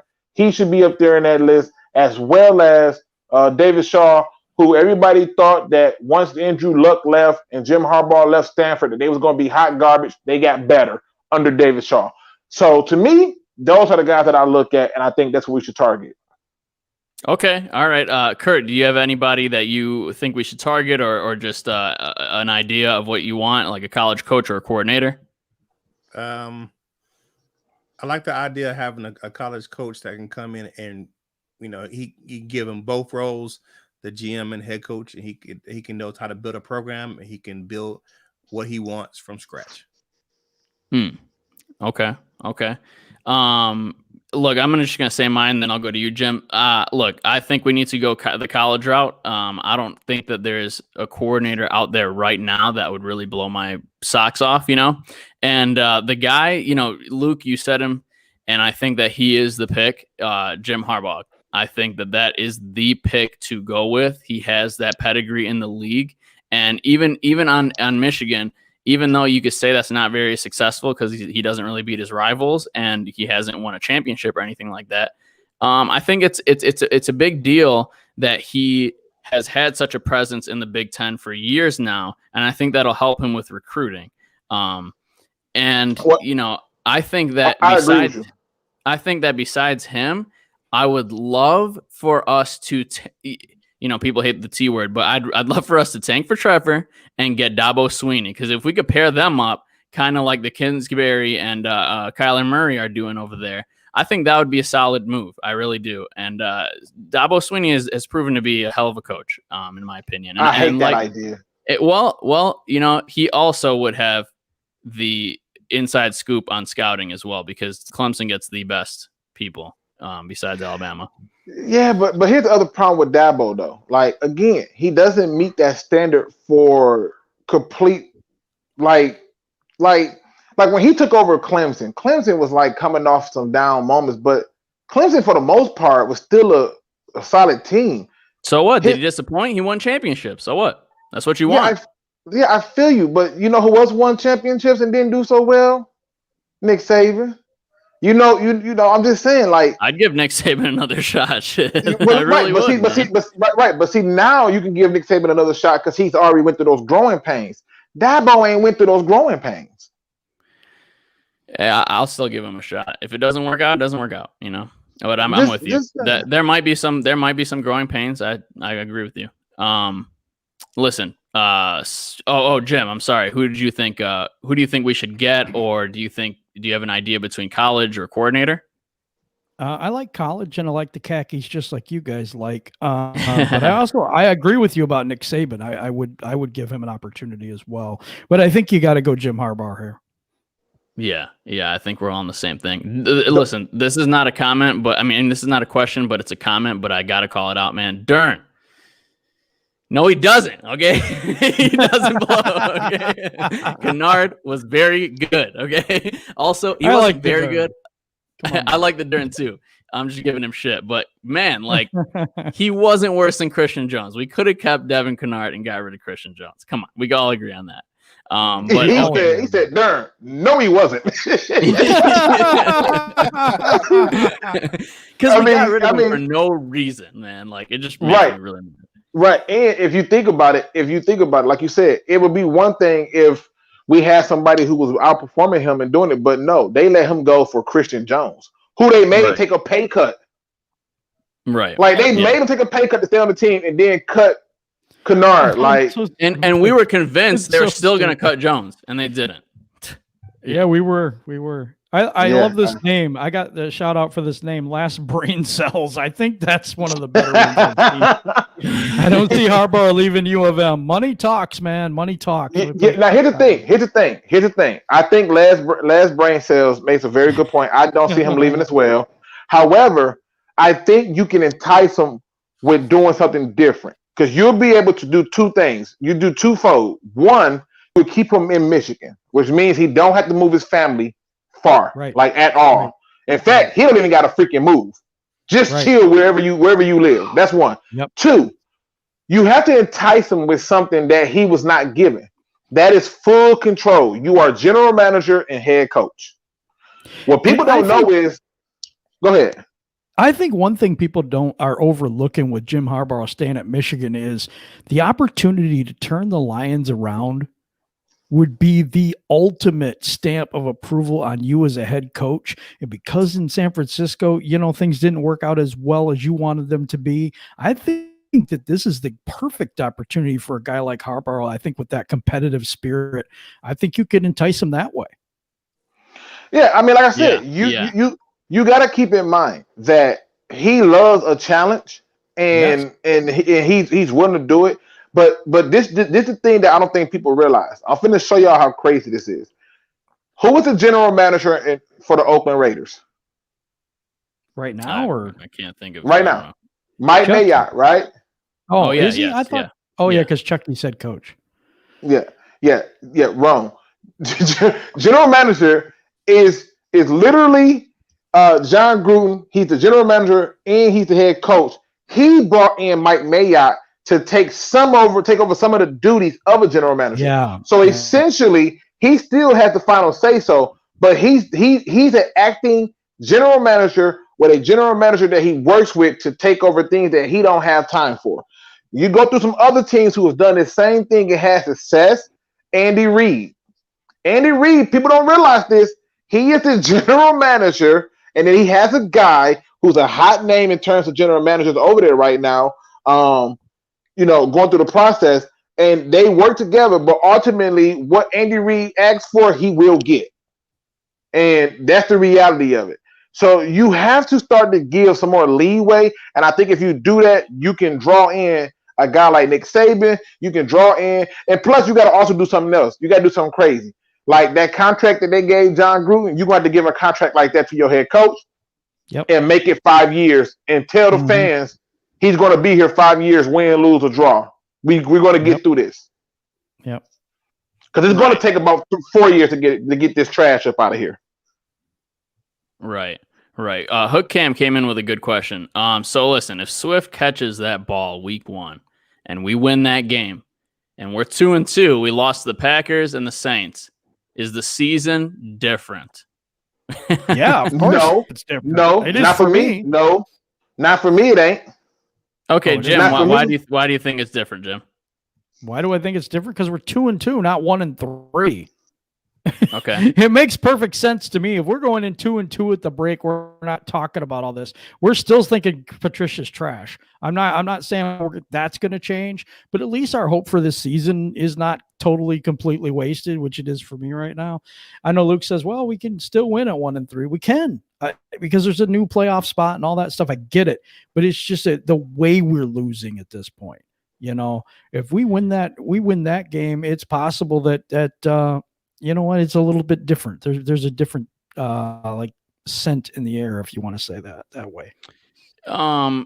Okay, I'm gonna go, and then I know Luke, you definitely got something to say about this, but Yeah, I don't think it's different. Yes, the record would be different, and there would be fans saying, well, those are teams that you should lose to.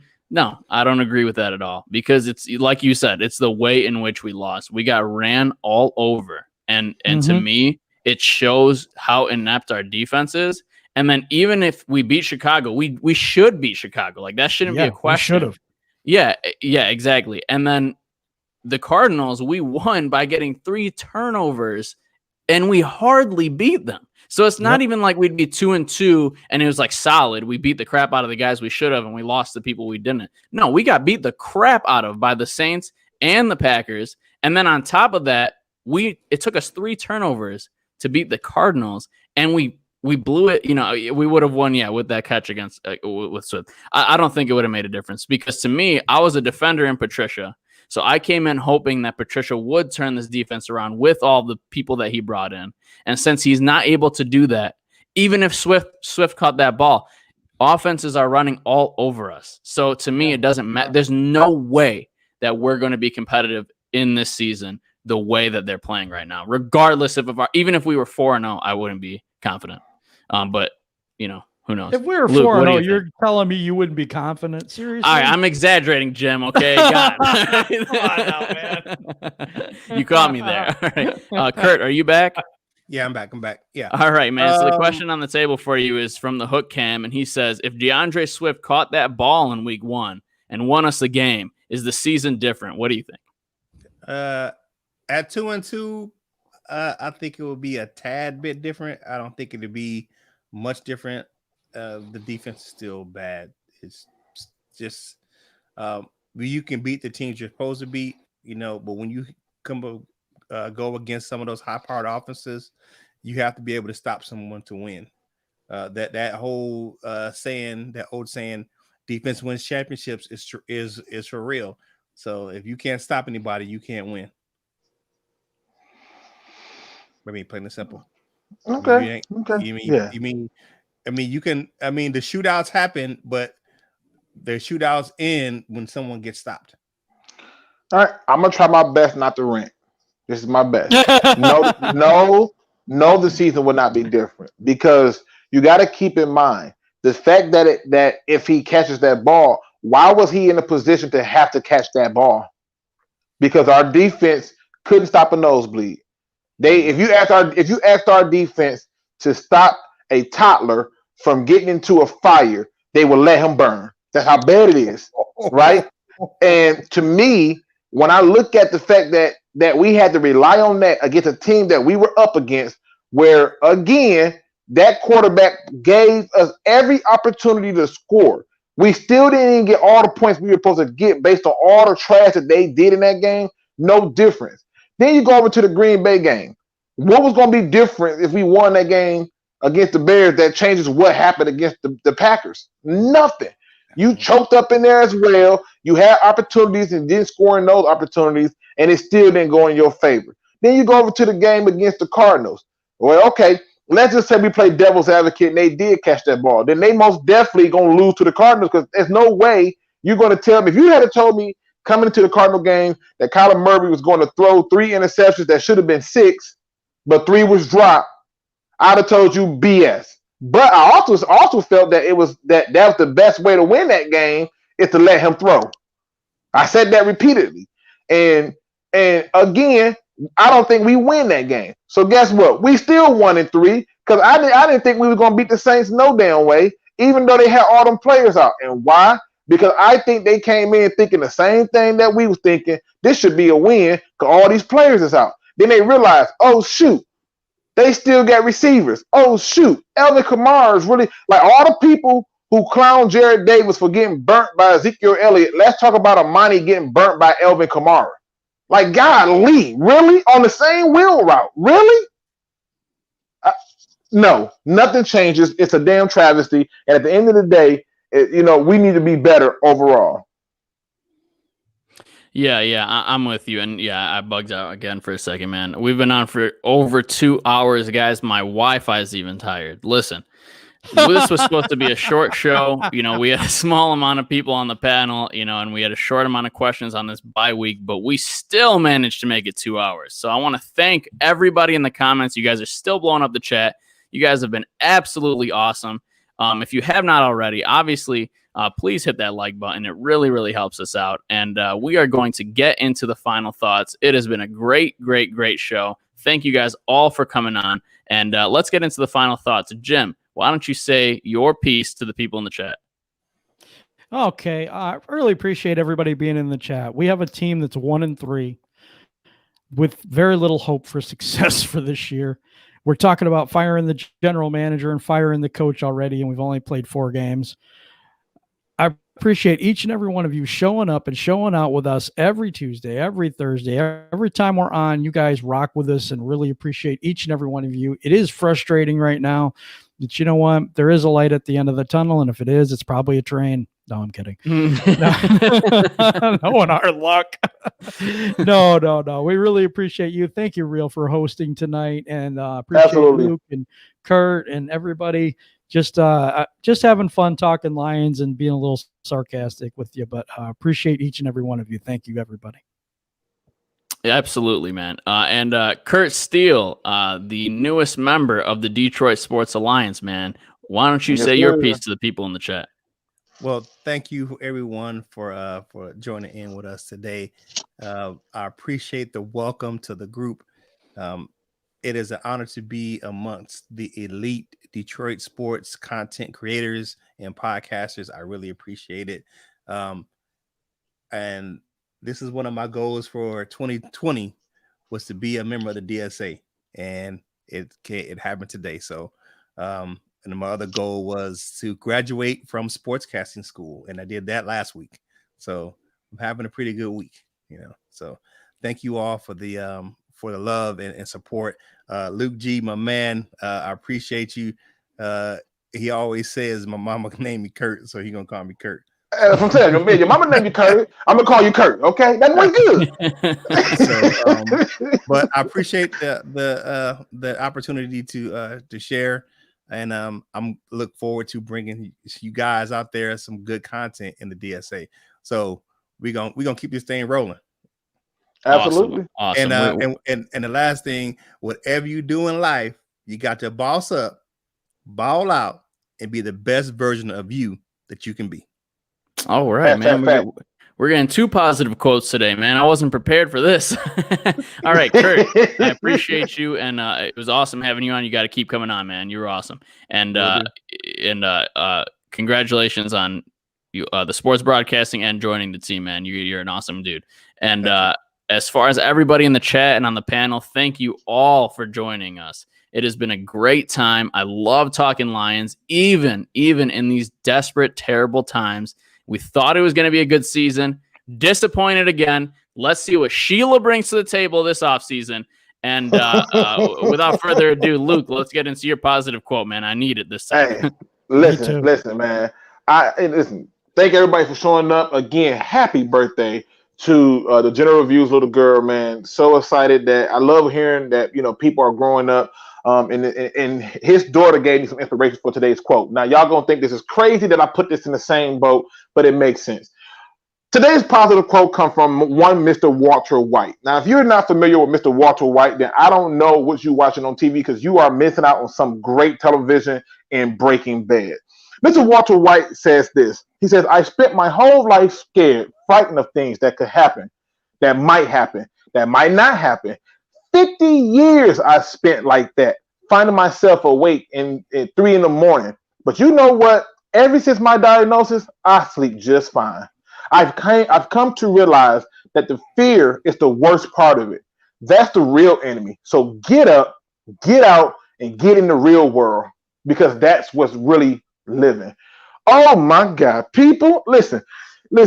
If you are sitting here for whatever reason having doubts about what greatness lies in you, be assured that the only thing keeping that greatness from coming up is the fear. If you are sitting here telling yourself that, hey, I like that girl, I like that guy, I don't want to get rejected, guess what's worse than the rejection? The fear of attempting to get the rejection. At the very least, even if you are rejected, you got to answer. If you are sitting here trying to figure out if you should ask for a raise, if you should switch jobs, if you should go back to school, if you should break up with somebody, and you are afraid to make a move, understand that the worst thing that could happen, you've already experienced, which is the fear. Mr. Walter White wants you to remember that the only way you can live with things is when you are willing and able to accept the things that you have already done. People, it is time to tell fear, get behind me. I got too much to do. I'll catch you later. Keep that in mind as you go on in your day tomorrow and start off with a brand new day, with a brand new night, and ask yourself, what's really stopping you? Nothing. With that being said, ladies and gentlemen, please make sure that you hit that like and subscribe button. Please shoot on over there to the Die Hard Den podcast to show my man, Mr. Kurt, because his mama called him Kurt, I'm going to call him Kurt too, because that boy good. Okay, and hit that subscriber button. He is our newest member. And as always, don't be no chump. Please do your research. We are out.